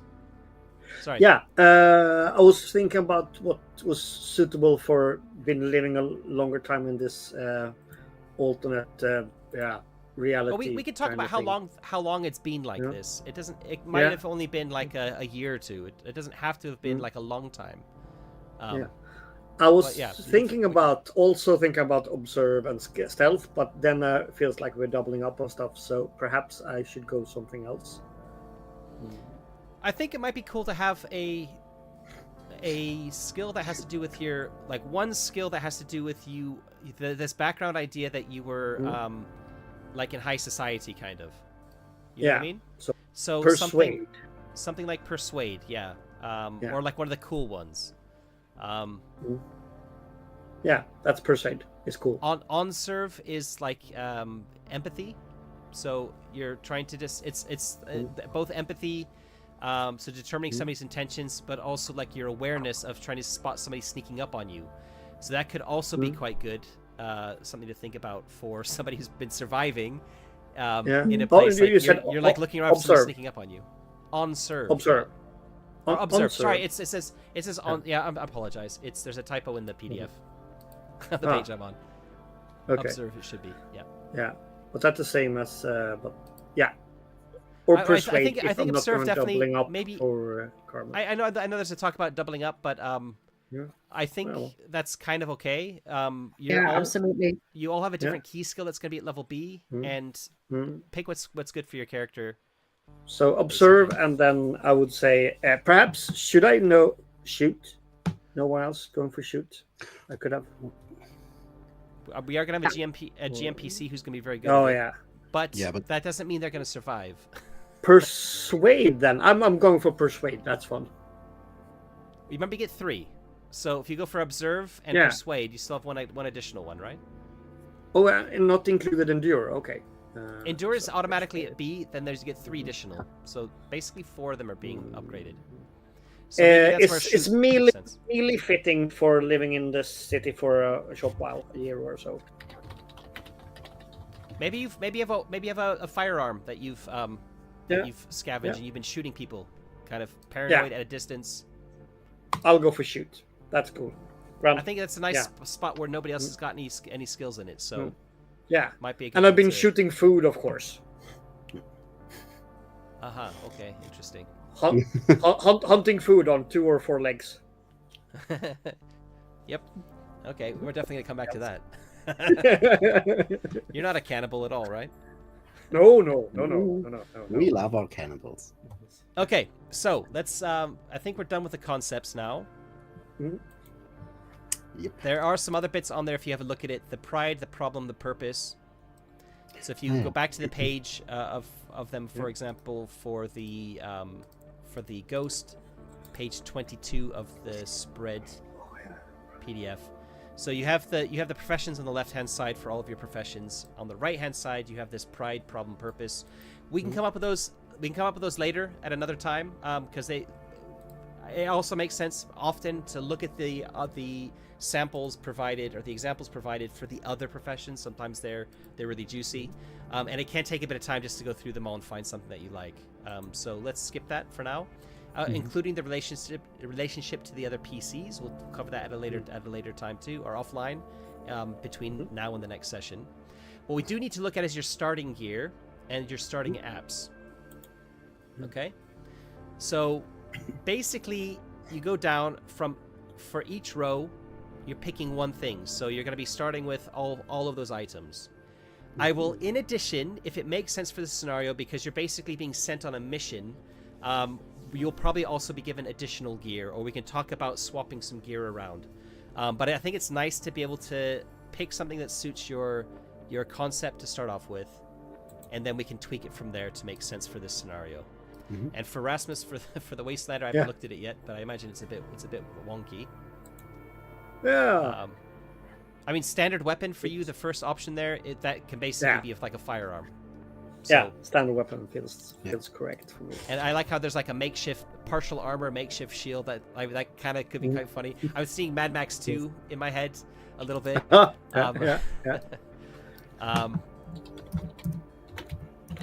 Compact or mid-sized vehicle, so we can get the vehicles running if that makes sense. I'm not sure. Maybe we can swap that out for a. We'll have a think about that. Cool. I might want to leave vehicles out of this just to make it a little bit easier to run. We'll talk about that offline, I think. So just go through, and for your gear, again, like with the talents, just basically make a note of it. Just on one line, if you want, with commas. I'll stat whatever you're taking. I'll stat it all out, and I'll put them in as fancy little item things, which you'll see the next time you log in. Okay. If you want me to look up anything for you from the items, just shout, and I can quickly look something up. Okay. Can I? I have a choice between a holobit unit and a camera drone. Can we fluff it that the camera drone is something like a cyber mastiff? Yeah. Yeah. Like not a complete robot dog, but rather like a. Well, the drones there's a whole bunch of stuff to do with drones. They can be on treads, they can be on feet, they can walk, they can fly. So and you can have it at different sizes. So if it's in this like the shape of a dog with 4 legs, absolutely. Yeah. So it. In fact, yeah. Yeah. So could it be like an actual dog that was augmented, like with cameras? So I'm really thinking 40K like a dog servitor. Yeah. Not lobotomized, but rather. Okay. Yeah. Sure. Why not? Why not? Okay, cool. Yeah. Nice. Yeah. But let's say, because I think the camera, it gives you a bonus to persuade. The camera. Oh, because you're a bodyguard, maybe it's like I'm watching you, so you're on camera right now. So put the gun down. This is gonna be bad for you. If you think about what a bodyguard is like, right? Okay. Where maybe can it makes. find... Let's put it this way. I'm happy to swap out the camera drone for a drone. And you can pick. We can do this offline. It's on page 100 of the actual book PDF. Okay. Is where all the drones are kind of listed, and you basically build one. I think there is a column on the very right that says cost. I will say probably not the ones that cost B cost. They're a bit more expensive. There's like 4 of them out of like 15. So not the super great like starting ones, but any of the other ones, yeah. Okay, so somehow my document has other numbers, page numbers, so I have to look for the drones. But I get to this. No worries. When I say page 100, I'm talking about the print, the number printed on the corner of the actual page. Okay, I got it. Because I don't have the other PDF in front of me to check what page what the PDF page number is. Oh yeah, okay, there it is. Matt, I might have added some not important but funny stuff on my page for my concept. You can say yay or nay later. Okay. So gear and stuff, how are you? Are we all good with that? Any questions around I'm it? curious. I have a question about one BPL to hijacker app of your choice. I don't know what that means. So if you go to so BPL is your is a hacking thing. I've got to look it up. It's the Okay. base power level. Oh. And it's the power level is the minimum number of successes required to spoof the app, unless you're a hacker, which is lower. So, yeah, it's basically to do with hacking. Yeah. Okay. Okay. I'm not going to do a lot of that. So. Well, Okay. maybe. I mean, if you take hacking stuff, we can make it part of the scenario. As I said, there's probably like a weird kind of like cyberspace type of thing going on in the city still. But tech is my dump stat, so I'm not gonna be. So, don't choose that one. No.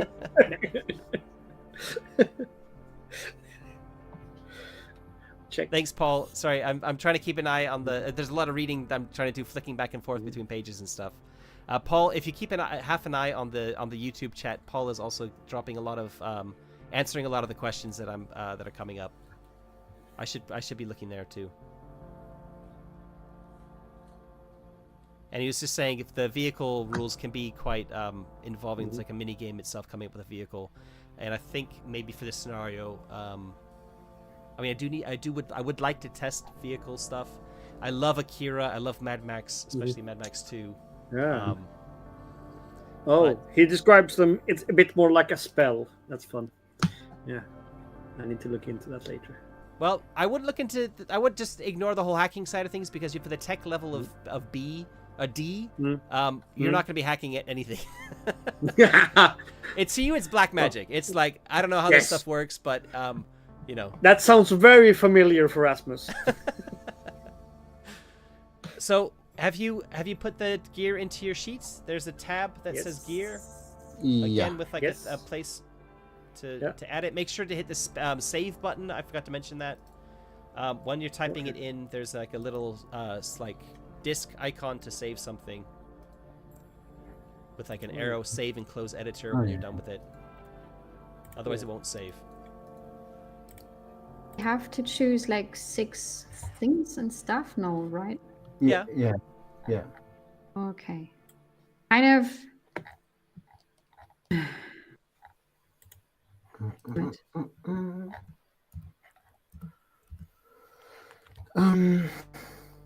Those are the things that are just written beneath our character concepts, right? Yeah. So like the light or standard weapon or SATCOM device. Yes, I've gone for the lighted standard weapon because I really want to have a shock maze. Okay. Yeah. But again, remember, we can play around with this because you're gonna be. The idea is just to give you some gear that's kind of flavorful for your character, and then anything that you feel you still need for this mission, will probably you'll get it as long as it's not super expensive, because it wouldn't make sense for you to be sent on this mission or this run, to use Shadowrun terminology. Without being kitted out properly. Think of Andor, like they're sent out with the equipment that they think they'll need. There's a plan. There's stuff kind of happening so that they have the weapons, they have the tech that they might need for the missions they're going on. So just don't worry. Don't spend too much time thinking about it. Just pick one at random if you're not sure. Like the toxins for you is probably a good choice rather than the face identity chips because you're not going to need them right now. I'm not sure what a modulation mask is, but a mechanical lockpick might come in handy. I went for the mechanical lockpick, urban essentials, toxin of choice, nanodog. Maybe a nanodog. It's gonna be some kind of healing thing. I thought so too. I gave me one. Okay. And E. And the Hijacker app, that's on page, I don't know if you've looked at them, on page 65 of the Spreads PDF. yes. You have on the right-hand side, there's these orange apps. And if you look Yeah. at the type column, then you just need to look for the ones that say Hijacker. Alrighty. Which basically is you can, as the name suggests, you can take over other, allows you to take over other, like, electronic or things like drones or things like that. I think you might even be able to hijack into people's data links, or like what I think that's called data link, like the chip that you've got in your head that lets you see augmented reality and stuff. I see that. I see. Okay. Or is that that might be Puppeteer actually? Yeah. Yeah, I think Hijacker is more to do with vehicles and drones, which there are probably going to be the mercenary faction that might be coming, the corporate group that might be coming. They're going to be properly kitted out. There's probably going to be a lot of drones and stuff. So having somebody who can hack into those things, even though there might not be a lot of other stuff happening in the city itself, is probably going to be quite useful. Okay. I have a like sort of lead hacking. You shoot them until they don't work anymore. Yep, that works too. Okay. It does say it has to be a BPL level of 2 as well, which does, I guess, limit things a little bit. Like 1 is not so good, 2 is good, 3 is really good. If that makes sense. Yeah. It makes sense to use pause. It's the same as jamming, but more powerful.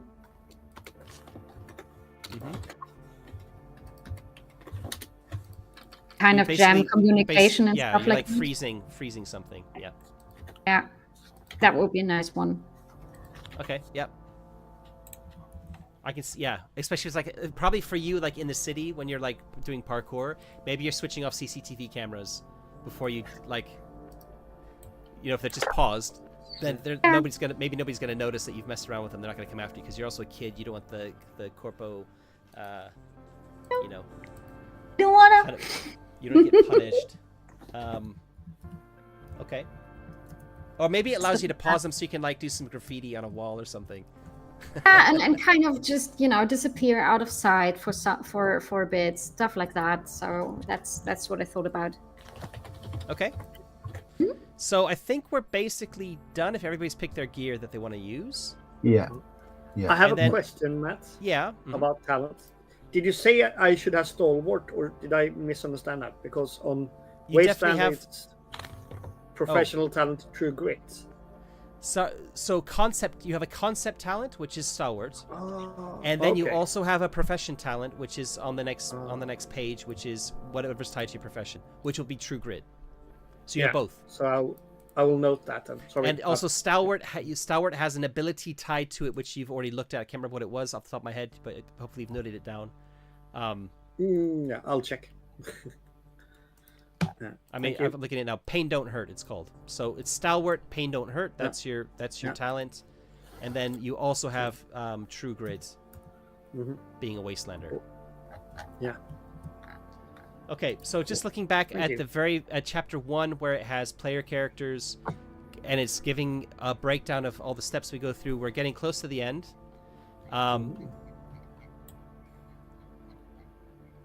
We're meant to look at... So one thing we haven't looked at is our derived attributes. So because we've nailed down our attributes, we're going to look at that now. We're going to go back a step. So I'll just basically tell you what they all are. So derived stats, the first one is health.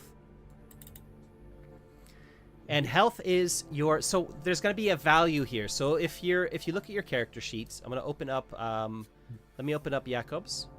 Oh, Carlos. Yeah. Nice. Carlos Castor, I guess, is Jacob's character. Yep. And if you look at... So your health is going to be your body plus your flex. And that is basically 10 plus 8. So you've got a B in body and a flex of C. There's a D8 value there. So... You take those, you add up those two numerical values, and you divide it by 4. Okay, so that's 4.4.5. So round it up, or? I believe you round up, yeah. All right, so it's 5. Let me just check Okay. if you're rounding up or down.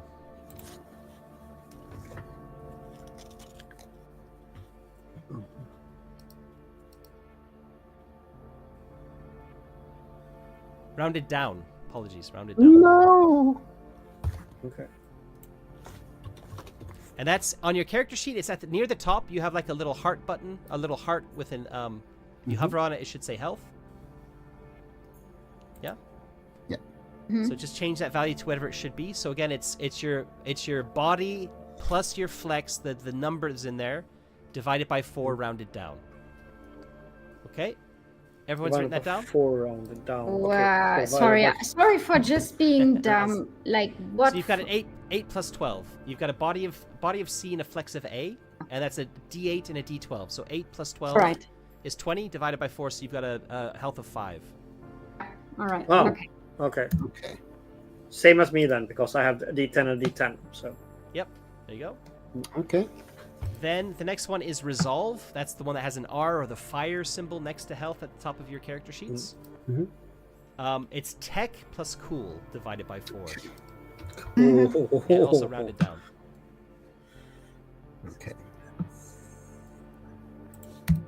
4. Okay. Then the next one over is the shield, firewall. So this is how you are resisting people trying to hack you. Oh. Okay. Oh no. It's like armor versus hacking. And it's your flex plus tech divided by 4. Okay. So we are all hackable as a Yeah. a person. We are all linked, like to.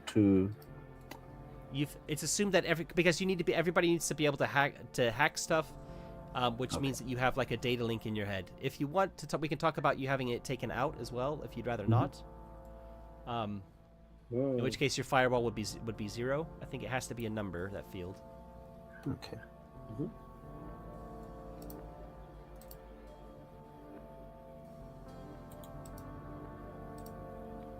Okay, everyone's put that number in, figured that out. The last one with the lightning bolt, the A, is your augmentation limit. And Okay. it's equal, this is calculated a little bit differently. This is your body plus cool divided by 2. So it's a higher number. Okay. It's 10. Body and cool divided by 2. It's the an la- 8. Okay, and the last one, if you go over to your gear tab, there's a carrying capacity. That's basically like your encumbrance. And that is body plus tech divided by 2. Okay. An 8. All right. Check 8. Yeah. And that's, I guess, maybe for Rasmus and Jakob, that's standard year 0 engine, where you've got light items are half, standard items are 1, heavy items are 2. And I think there's even tiny items, which are a quarter. We're not going to worry about that too much. That'll all be figured out later. I'll do all that. And I don't want to be focusing too much on how much equipment encumbrance in this specific scenario. I want to be focusing on the weird shit that's happening. But I will. Initially, it'll be a case of like, are you carrying too much for your character or not? And then I don't want to get into the nitty gritty of it too much. Okay, so those are your derived stats. The next thing to look at is your reputation.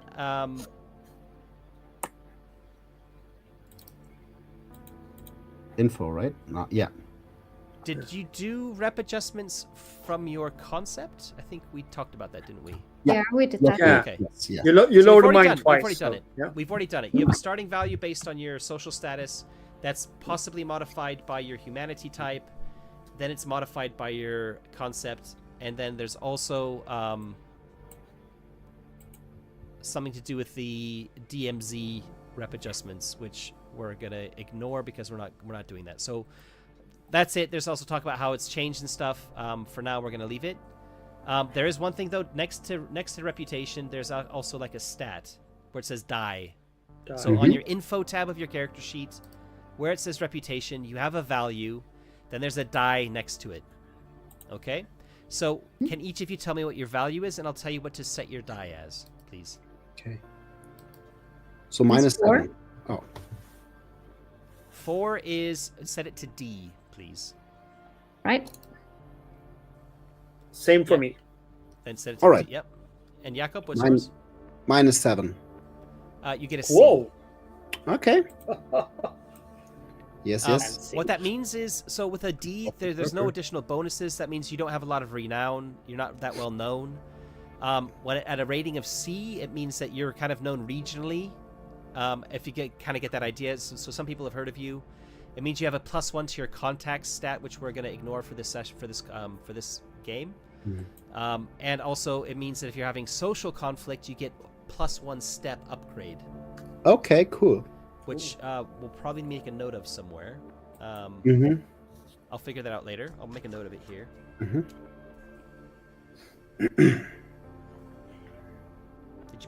Did you upgrade any of your social stats, Jakob? Actually, no, but I got a talent that allows me to take an upstep to persuade or street when using it to Oh, yeah. taunt or command others. So yeah. So that would tie into it as well with the with your reputation. If I think if your reputation comes into, I think we handle it like the rule of common sense, right? Sure.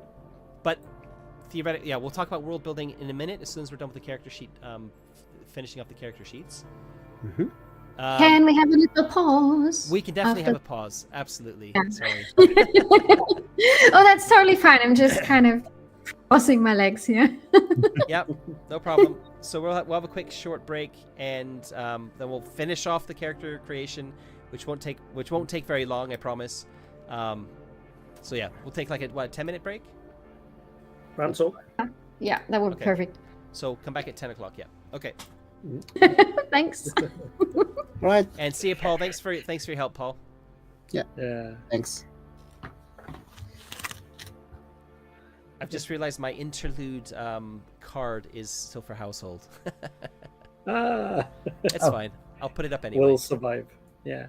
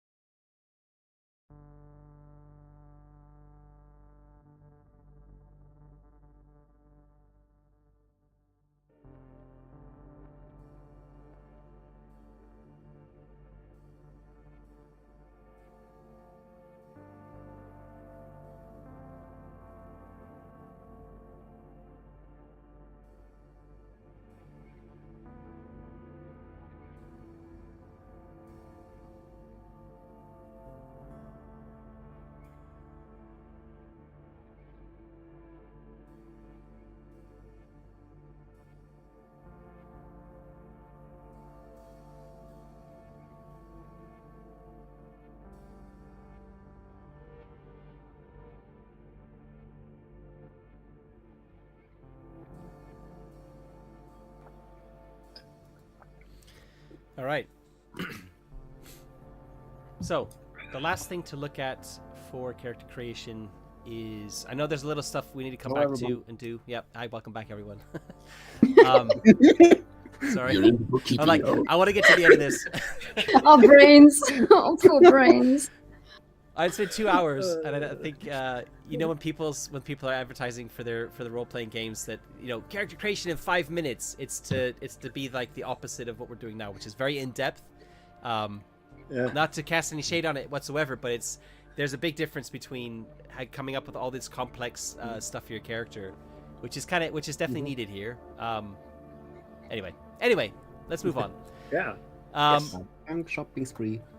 We are now going to be doing so we need to determine style too. Style is also important. Right.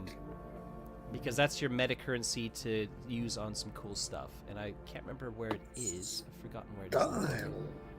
I Was it have under no attributes? idea. There. There, it's under attributes, yeah. So it's on page of the spread, it's on page 30. Of the actual book, it's page 55. Mm-hmm.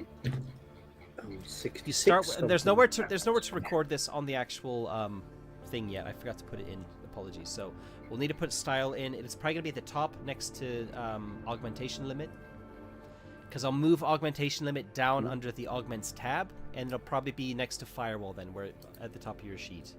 So for now, just ignore it. I'll add it in later. But just so you know how much you've got, you start with 0. And everyone has a maximum of 10. So think of it, it's called style, but think of it like a meta currency, like a Benny system, if you will. Yeah. Punks, though, start every session with 1. With 1 plus 1. So they carries on over sessions. So if you're generating style and you end the session with 3, you start the next session, Punk starts the next session with 4. Like an additional 1 every session. Oh, okay. Right. Oh, wow. And basically the way it works is you can... every extra success you roll, when you push your roll, so pushing is re-rolling, you can choose to either purchase stunts or style. Okay? Stunts we'll talk about that later when we're playing the actual game, but basically it's like a momentum type of currency that you can use later by getting more successes than you need. A stunt, as it sounds, is like doing something extra cool tied to the skill. And a style is basically like a Benny to do something cool later on. Or you can spend it straight away too, of course. But style is required for your concept talents. And it's saying as well, it's also used to boost nearly any professional or general talent. To also change chase maneuvers and often when hacking. So it's used in quite a lot of things. It's good to generate a little buffer of them if you can. And yeah. Okay. So there's nowhere to record it on the thing. Karma's the only one who's going to be starting with 1. It's pretty easy for me to remember that, and as long as I've got it in place on the character sheet when we start, then we're going to be golden. Could it be like in household when someone do something really cool, RPing, role playing, you can give them a style as well? Sure. Yep. Because, I mean, style. It's called style. I'm happy to do that. Yep. There's no other meta currency in the game, so... I like the concept. Okay, so that's one of the things to talk about, because it is tied to the talents we were looking at before. I wanted to mention it. That we've already picked our gear. The only thing we haven't done that's left, one thing left, is our augmentations. Yep. Okay? Everybody starts with an augment. If you look at your concept again, there were 2 augments listed there. Mm-hmm. And the augment chapter 6, starts on page 40 of the spreads or page 75 of the actual book. And all PCs start with either 2 consumer spec cybernetics, or 1 military spec cybernetic, or 1 biomorphic augment. Ringers start with an additional biomorphic determined by your cast. So Rasmus, that one's a freebie. You get an additional either 2 cybernetics, 1 military spec cybernetic, or an additional biomorphic augment. And biomorphic, so basically the idea is the cybernetics are visible. You can't hide them. It's like your arm has been replaced with a piece of metal. Typical cyberpunk, right? The biomorph stuff is more expensive. It's harder to detect. They can't be hacked. So that's they're kind of powerful. And as the name suggests, they're kind of tied into biology, kind of. So, and there's a big list of them on the following pages. Page 77 has the list of all the cybernetics, and when you're looking at the spec column there, it says C and M. It's the military and civil consumer. And there should be some that say R as well. I'm not sure. I can't see any R's on the list there.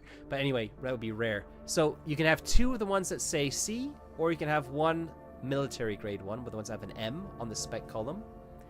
Okay. And the biomorphics are a couple of pages or a couple of spreads afterwards on page 80 of the actual PDF. There's a list of those, and it didn't have any restriction to those, so you basically would just pick one. I would probably say the ones with an A are the expensive ones. That might not make a lot of sense, so I would say the 5 or so that cost A, or there's 4 of them. Ambidexterity, backup organs, intelligence boost, and mind-body bridge. I would say let's leave those for the starting characters. Yeah, but those are in addition to the ones listed at the profession, or no? I think the profession. I'm not sure where the profession. I think those are recommendations. Yeah, okay. Go back and have a look. Okay, then I stick with the recommendations. To be fair, because Okay, and it says here, yeah, the augmentations are not required. They are merely recommended. So okay, good. But I take them. They really make sense. So, yeah. That's the point of it being like an archetype, for sure. Yeah, Rasmus? So, I got beautification because of my my clone land, and I choose Tox Scanner because I don't want a GPS, because GPS is cheating. Sure. Then you pick another one from the list. Yeah. Ooh. But that was biometric stuff. So then I choose some. Well, the Tox Screener isn't, is it? Oh, it is. It is. Oh, it is. It is. Oh, then that's your 2. Yeah. That's your 2 then. Yeah, Ranso. Then I'm done. Then you're done. It felt like my character description wasn't GPS navigation. No, I would just walk away. Not really. And Go home, Carmen. okay. It's if we're looking at we talked about artificial muscles was like a really good Yeah. choice for your character. I really need this. Yeah. Nice. And is that a biometric one? Biomorphic? Let No? me have a look at it. Artificial muscles, right? We said. Yeah, No, yeah. it isn't. No, it's a normal cybernetics, so you can pick another one too. Yep. Alrighty. Well, there is like Oh, wow. the recommendation is built-in weapon, but I don't really feel No. that. I don't either. Not for somebody who's like a parkour person, I think. Yeah.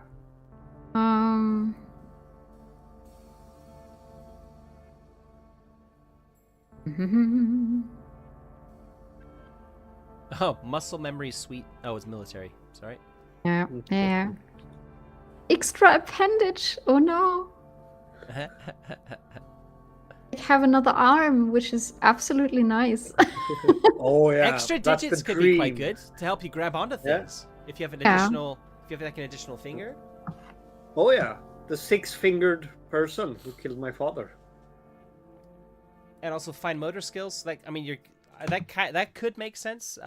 Because again, if you're thinking about somebody jumping and grabbing, like leaping and grabbing onto things, you have another finger to help you grab. That would be quite Yeah. good. Yeah. Possibly. Yeah. It's very similar to the artificial muscles as well. Shocking grasp. That's something I also find interesting. Oh yeah. Deal stress to people. Really nice, like being. In case someone grabs That you, is- like if you're doing parkour where you're not supposed to be. That is also a nice thing. That's cool. I kind of like all these electricity thingies for her. Yeah. Yeah. That's very cool. I kind of feel like the shocking grasp would be something else, like her the muscle and the shocking grasp. Okay. The handshake. It's your party trick. Yeah. Oh, Jakob, you're muted. Still can't hear you. Hold on, let me try from my end. 1 sec. Now? Yeah, you're working now. Yeah. You For can some hear me reason, when I turn people off and on again when it's not working, it does seem to bring you back. good. Yeah, Okay. you're back. Okay, fantastic. Yeah. What Yeah, it were would be you saying? funny if you have to get access to the power grid to just get a kick and to load you up again, like for your shock stuff, Carmen. Yeah. There is actually a Or little carry blurb. a Well, lot of power banks. Yeah, sorry. sorry, no. I was just gonna say there's like a blurb for every single one of these. Yeah. So anyway, I'll put it all into like all that detail will be added to a little item card, and then that'll be attached to your sheet later. All right. Okay, we're done. Basically, we're done with character creation. That was the last step. The only thing to talk about, I guess, we'll get into this. We'll get into like how all the different mechanics work together. But basically, when you're doing anything, you're going to be rolling 2 dice for the vast majority of the time, and those 2 dice that you're rolling is going to be your attribute plus the skill that's associated with it. Question. Those augments give us bonuses on our abilities, and it says like agility is 1 step up. Yeah. So you can actually increase that now. All right. Because That's an A. It's an augment. Yeah. It's an augment. It's permanent. So yeah. Okay. And I know it gives you a boost to your unarmed damage too, right? Puts it when on. we go in later to the gear, there's a weapons thing. There'll be an unarmed weapon which will be added there with all the stats for it, and I'll make sure to modify yours so that it's also like 2 higher. Plus, I mean, you're good at unarmed damage, and you can also do shock. You can also shock as well. So you almost don't need a shock baton. You know, it's kind of like, I don't know. Yeah. If you lose it, it's not the end of the world. Could one say that Carmen's character is shockingly good at parkour? Oh God. No. We're not even starting. We're not even properly playing yet, and the puns are starting. Oh dear. Oh yeah. Must be a role-playing game. Well, just appropriate because I have such a young character that you all start with dad jokes. Yeah. Yeah. Quick question, Matt. Where do I put in my armor rating? It'll be on the piece of armor. Okay. Oh, do you have like what's the question? Do you have like a I got augment? subdermal armor, like I got an armor rating of C, but I get my flex rolls downgraded to D. Okay. Oh. So this is... But I'm very agile. I've got a D12 in agility, so we'll see how this plays out. So I'll just give you an example very quickly of how the armor works. So it's called subdermal armor. You said? Yeah. It pains me to use the English spelling, or the American spelling, but I'll do it because it's in English. Yeah. It's an American game. Right. So your armor rating is what? 3, you said? C. Yeah. C. Sorry. Yeah. And I'll do the rest later. But just to give you a little view of what it looks like, if I open your character sheet. Yep. And drag it onto your gear section here. Yep. Do you see that now at the bottom of your character sheet? Oh. Yep. Oh, subdermal armor. It's in. And you can see it says ARC. It's kind of showing there. Yep. Fantastic. There's nothing else when you can actually click on where it says subdermal armor, and later I can add like text there for features, or you can change that too, and all that stuff. But that's basically the main thing, is so you can see at a glance on your sheet that it gives you an AR of C. Okay. Yep. Okay. But that's where it'll show up. It'll be something along those lines. So just make sure it's under your augmentation. So I'll have a look at all those and what they mean and how they need to be implemented on the character sheet. Make sure to add those all on. The augmentation limit. I can't remember for the life of me what exactly that meant. I know it's important. Let me just have a quick look at that. How many augments you can have implanted before it begins to affect your resolve. So it's more of a campaign-related thing, the augmentation limit.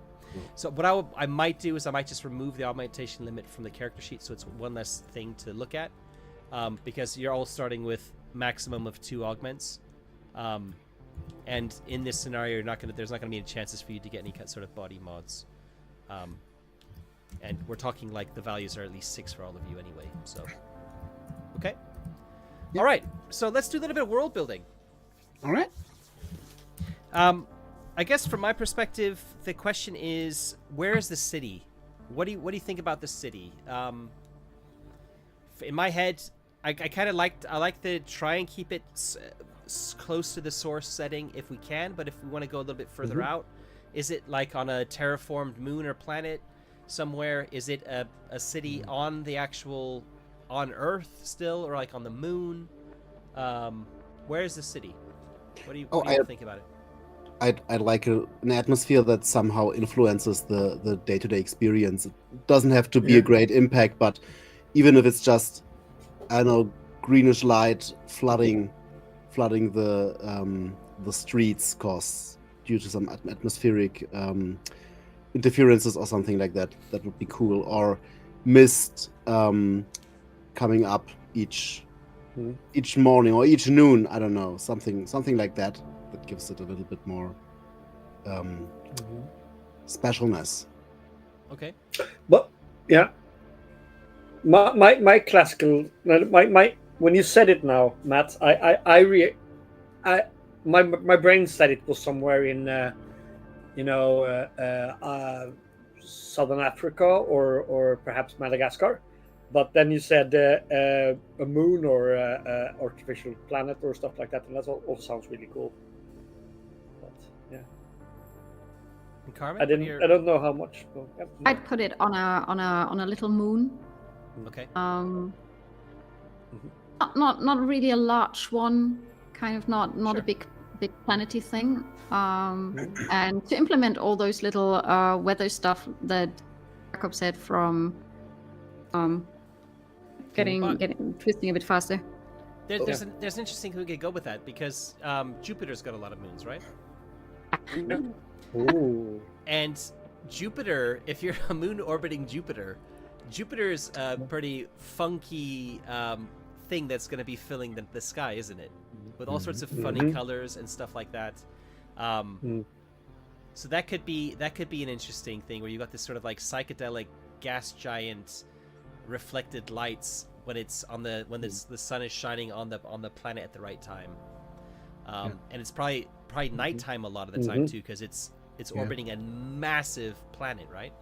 And I know that there's been talk about looking for we've sent probes to see if there's anything that we can, if one of the moons of Saturn or Jupiter are could be potentially habitable one day. So that makes sense for me. Yeah. Well, that's cool. Sure. Yeah. And it's kind of for me that's kind of like a bizarre sort of backdrop. I think. Yeah. Absolutely. Cool. Yeah, maybe. And sometimes it's a lot of color on that big thing up there, but most of it's just monochromatic. I promise you, I've seen it lots. Yeah, maybe really unpredictable night and daytime cycles. Like there are a lot of moons that block the light, and you never know when the bizarre psychedelic flood of color just pours onto the city, and when it becomes like gloomy nighttime. Oh yeah. Or I love that. So you don't really have a count of days, or can't mark time by passing days and stuff like that. Yes. No. Every other night is 45 minutes, and the next one is 24. And then it's 12 hours, and then it's I know that exactly. Yes, I've seen it.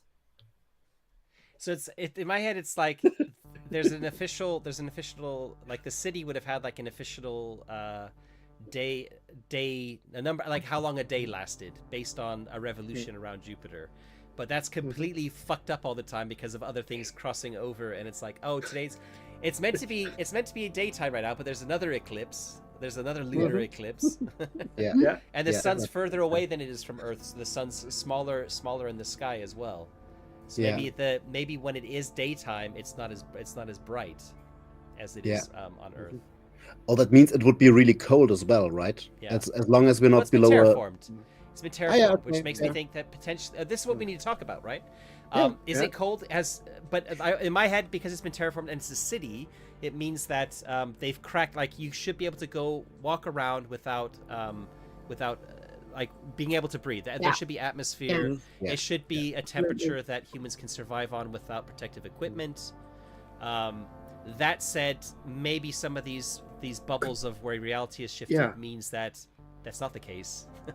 Yeah.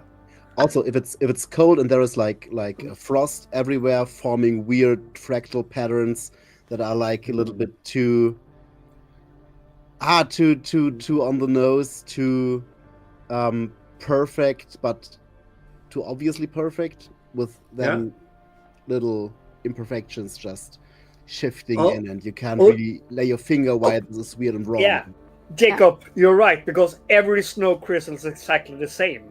And that's wrong. Yeah. Oh, yeah. Oh, that I love that. Right? I like that. Yeah. Stuff like that. But I would want it to be kind of most of the time quite inhabitable, but all dry, recycled air.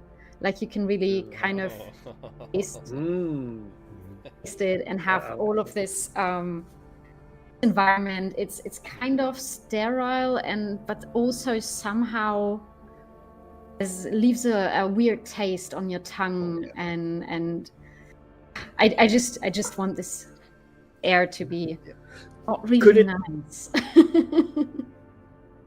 Oh, Rasmus is frozen. Rasmus is frozen. Right in a great position too. This is a fantastic, Oh, you're back. You're back. Yeah.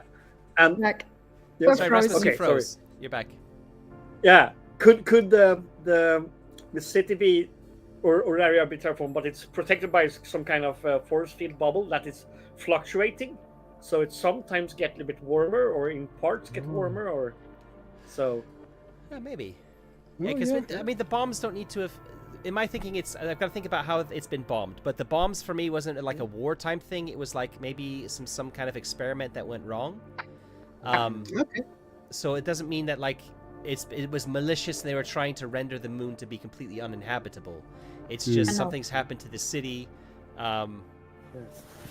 Some pencil pushers pushed the wrong button on the dashboard for this experimental thing or something. No! And it's caused bombs to explode on the city rather than it's being bombs flown in, right? Maybe. Yeah, right. I think in my head, CAO's clone. Yeah. Sorry, Carmen. In my head, something just blew up right in the middle of it. Like there was a big crater. There is a big crater where some technological thingy, science base resided, and something went totally wrong there. Maybe this was like some kind of a place of learning and sort of luxury, because you have to be privileged to be there to do your research, but because it is so far off from Earth, you had a little bit more leeway concerning what you researched and what experiments you did. And so it was kind of a very, very privileged place to be, but also some, a little bit dark. Well, what if the moon was owned by a corporation? Oh yeah. So everyone absolutely. who lived here worked for the company. So they have. It's kind of like they're trying to make it like luxurious for the company to lure them out there. But it's actually there's this nice like there's like this nice clash of luxury and corporate oppression. Oh yeah. And I'm getting serious Hive Secundus vibes from Necromunda here. So do we have mutated gene stealers or don't we? Other sort of predatory forms that are. Yeah, we said that there's the survivors have gone a bit wild. So maybe we have some looking for early stage tyrannids. Pets can be also lovers. Yeah. No. Really? Oh no. Space hamster. Space hamster. Oh no. It's going so wrong. Here we are. It's time again. But is it I'm guessing if it's corporate like Jacob was talking about, corporate haven and stuff, but they also have their own laws, so they can also do experiments and these. Oh yeah. In my head, there's many detonations, so there can many different kind of weird fields or it's a main one that spread those out, perhaps. What do you think about that? Or like maybe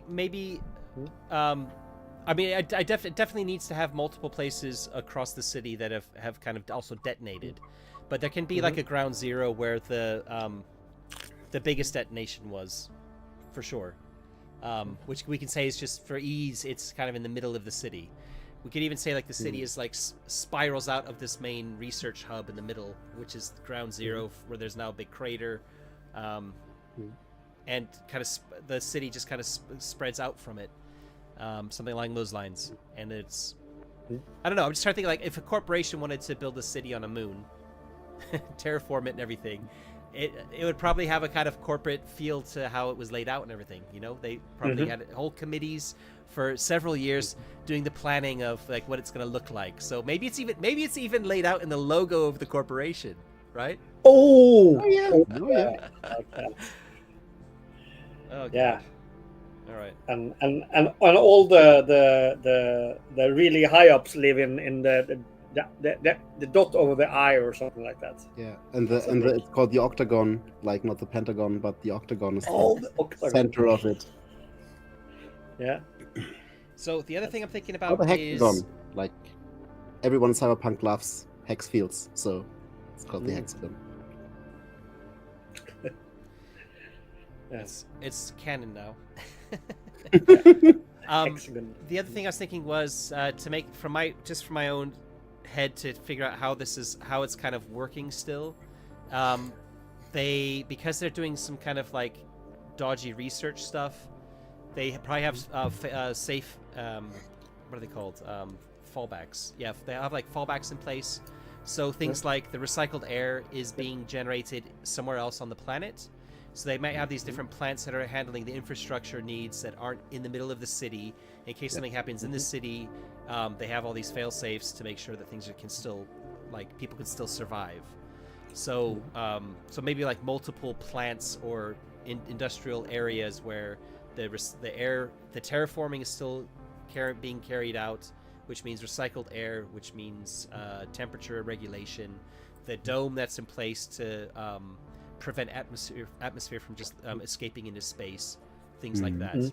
And then also that means that there's also something generating their local version of the internet, this mesh net, which is also still running, but there's something not quite right about it. So if there's, I love those reruns of those shows. I can see them sometimes. Yeah. Well, that's all. That's all you can watch. Yeah. It's like, what if YouTube, you could still access YouTube, but there's only one channel on it, and it wasn't a channel you would ever choose to watch by it's choice. Three Scouts Tavern. Watching household reruns all the time. Oh God. How much of a wasteland is it? In my head, it was quite a lot. But is it still people living here in everyday life, or is it, like a? I think a lot of people died when the explosions happened.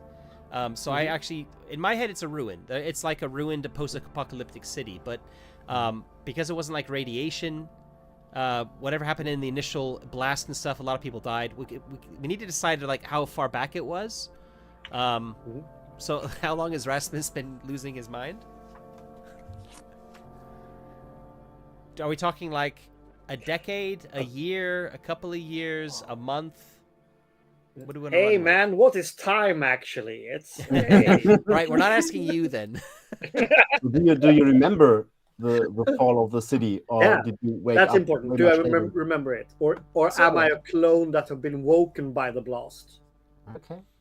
If something's happened and everyone's descending on it, maybe word has just gotten back that this explosion happened. Oh yeah. And people are kind of rushing to get over. So I'll need to do some research or have a little think about how long it would take to travel from here to Jupiter, then divide that number by a magic science fiction travel as people are kind of flying over there in their different ships. Yeah. And that basically means then you've got some sort of there's some sort of ship that's flying you across to the moon. But that obviously takes time. It takes time for the information to get back. It's not instantaneous, and then it's going to take time for people to assemble. The corporation who owns the moon is obviously going to be wanting to go there. They're going to be the official people on the ground. They probably have a rescue team on the books ready to go in case anything happens. So they might already be there will already be there when you arrive. We'll talk about this. And they want to save their technology because people are trying to steal their technology, right? I mean, it's typical corporate dystopian fiction, right? They're going to be concerned about protecting their IP, their intellectual property. So they're going to probably shoot on sight anyone that is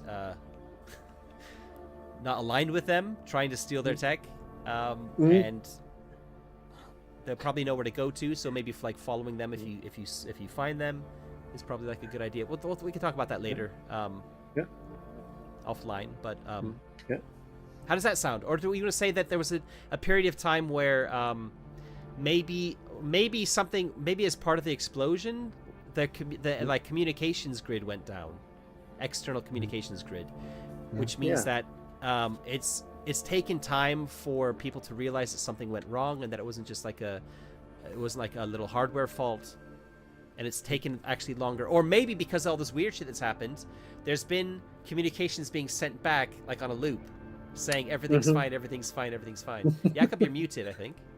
Oh no, I'm not muted. I just wanted to not fall into your words. So maybe they sent out the general distress call uncoded because when they had issues with the research or with the experiment, and the corporation didn't really answer because keep going, we have to get this done. And as a final desperate measure, they sent out a general distress call. So everyone, from weapons merchants to the resistance to other corporates, just got this distress call, and now everyone is heading to this moon. I like that a lot, because in my head that basically means something went wrong. Like I was suggesting that the general communications went wrong, and either the everything is going well message was just being sent back on loop for a while until somebody was able to repair it, but they could only repair it with scrap technology, which means they couldn't send it back coded because they didn't have the tech, it was broken or whatever. So the only way they could ask for help was to just send out, as you said, a general distress call. That gives us time to allow a certain amount of time to pass as well on the moon. So it's not taking place within a few months after it happened, but maybe potentially a year or two, which gives it plenty of time for people to get really weird, and for the survivors to be bedded into the place. If you're living in a place for 2 years, then surviving in a place for 2 years, that means you've probably gone cannibal or done some horrible shit. I would say cannibal because Rasmus mentioned this before we started recording. No, I only eat animals. They might have 2 legs, but no. Right. I'm only eating other cannibals. But it makes me feel like if it's a rescue effort straight away after it's happened, then people probably are still a bit civilized. The survivors might still not be too weird. And I want there to be a really weird aspect to the survivors. So if can we go with something like 2 years? Does that sound okay to everybody? Yeah, Absolutely. I would say that general distress call is perfect for all of a sudden everyone's like, oh shit, something went wrong there. Let's go. Yeah. And also, oh shit, they have cool stuff there. We need to go get it. Yeah. And well, I think after the cataclysm, time is really a relative concept, not flowing everywhere equally. There are bubbles where time flows slower or faster. Also, this could come in play. But All right. I like it. Okay. I like That's it too. Anything else we want to try and nail down in this setting, or do we want to? I think for me, it's also I'm really happy for us to do world building on the go as we play. The whole sort of apocalypse, powered by the apocalypse idea of play to find out. More than happy to kind of lean into that here too. Yeah. So any cool ideas about things as we're going, we'll just run with it. or change something if we need to. If we think, oh, this might have actually made a bit more sense, then let's just not get too hung up on. We're not trying to write a sci-fi novel here. Yes. No. Um, Exactly. Okay, cool. So I guess from my perspective, we've nailed everything down that I had questions in my head about. Alright. Your organization, I'll come up with something, and there'll be like a little briefing at the start of session 1. Rasmus, we'll make sure that I'll send you like the timestamp from the video afterwards, so you can listen to it to know. Oh no, because you're not part of the group though, so that's No. kind of okay. I I mean, if you yeah, you so probably it's want to watch it anyway, but yeah. I might Anyway. be curious, and I like you guys' gameplay. So, but if it's a spoiler for me, tell me so I don't. I would, of course, Don't yeah, spoil it. sure. Yeah. Yeah. Okay. And you won't be it's around. more fun You'll for be me around to to- watch it live anyway. So yeah, we'll make sure if we need you to not watch, we'll let you know. Renzo. Okay. The last thing to talk about are safety tools, because Foundry actually has some really cool. There's a module for Foundry which I really like, and it's basically built-in X cards. And if you all look on the left-hand side of Foundry, there's a safety helmet. You see them at the bottom, right at the bottom on the left. Got it. Oh yeah, there. Click on it Safety once, tools. and it opens on the just to the right of it. Opens these like 3 different options. Go ahead and click on one of them. There's an X and an exclamation point. If you hover over them, it says "Stop play immediately." That's the X card. The other one says "Please fade to black." I get that.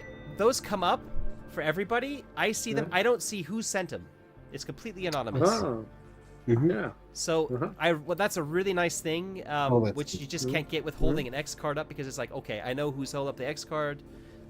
With this one, it's literally just, Anonymous. I don't like what's happening. Let's move past this. I don't need to know who it is. I just see, okay, someone's not happy with this. Cool. It's either an X card. It's let's fade to black, or let's fast forward past this scene. I really don't want to deal with it. So, I think it's a nice way to handle this. There will be, I mean, I've played with you guys enough now. I think you probably trust me not to do anything really horrible. I'm not billing this as like a horror game.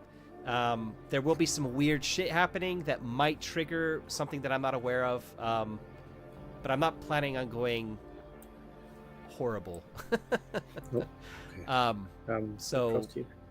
yeah, so I would say I hope we don't need them, but if we do need them, you need to know where they are. That's where they are. I think you're probably familiar with the sort of the X. It's called like XF something. I can't remember off the top of my head. But the concept of it is basically like stop or fade to black or let's fast forward. And I think from my perspective that's it. So we're kind of not quite at the 3-hour mark. I was hoping this would be about an hour. No. Do you even know us? Well, our session 0 for household was an hour, wasn't it? Yeah, it was. Yeah, but we got pretty Oh, we have pre-gen. pre-gens. We got Oh, pre-gens. pre-gens. Yeah. And we did decide on them beforehand, so that's. That's Yeah. true. We went into this we went into this completely blind, other than me. So you guys had no idea what you were gonna have to do for your characters, and yeah, there's now some time for me in Foundry behind the scenes to populate some stuff. Just to remind everyone, the character sheets and stuff, if you like what I've created here, again, I will be, because the custom system builder has an option where you can export the thing that you've created, I will be doing that and saving it onto a cloud service somewhere and putting a link in the description. So if you want to play Terminal State with this custom system builder, there will be at some point, when I've added the few tweaks we've talked about, that'll be available. Okay. That's basically it from me. So unless anybody else wants to, has a topic they want to talk about for session 0, or have I forgotten anything? No. Okay. Well, fine. All right. So I will see Jakob and Carmen in 2 weeks, and Rasmus will see you in 4 weeks when your crazy Too long. cannibal survivor meets up with the party. Yummy, yummy. Needs party. Are you real? Can I eat you? No, I'm not real. Not real. I had an imaginary friend once until I ate him. Imaginary friends are very real here. Any questions I've got that need to be addressed, we'll handle in Discord. I guess the homework for each of you is to If you look at your concept page one more time, sometime before the next session starts, look at the pride, the problem, and the whatever the third thing was, and your relationships, and try and come up with. Actually, Rasmus, you don't need to come up with a relationship for anybody because you don't know them yet. So it's meant to be one relation, like in typical Year Zero engine. What's the relationship to one of the other to each of the other player characters? So Jakob and Carmen, you'll need to have a relationship for each other, but not one for Rasmus yet. Yeah. Right. Okay. And I'll remind you on Discord. Don't worry. Thank you. All right. All right. So thanks everyone Super for fun. watching. Yeah. Thanks for watching, everyone. And we'll catch you in 2 weeks' time for session 1. Yeah. In All right. 2 weeks. See ya. Bye. Bye.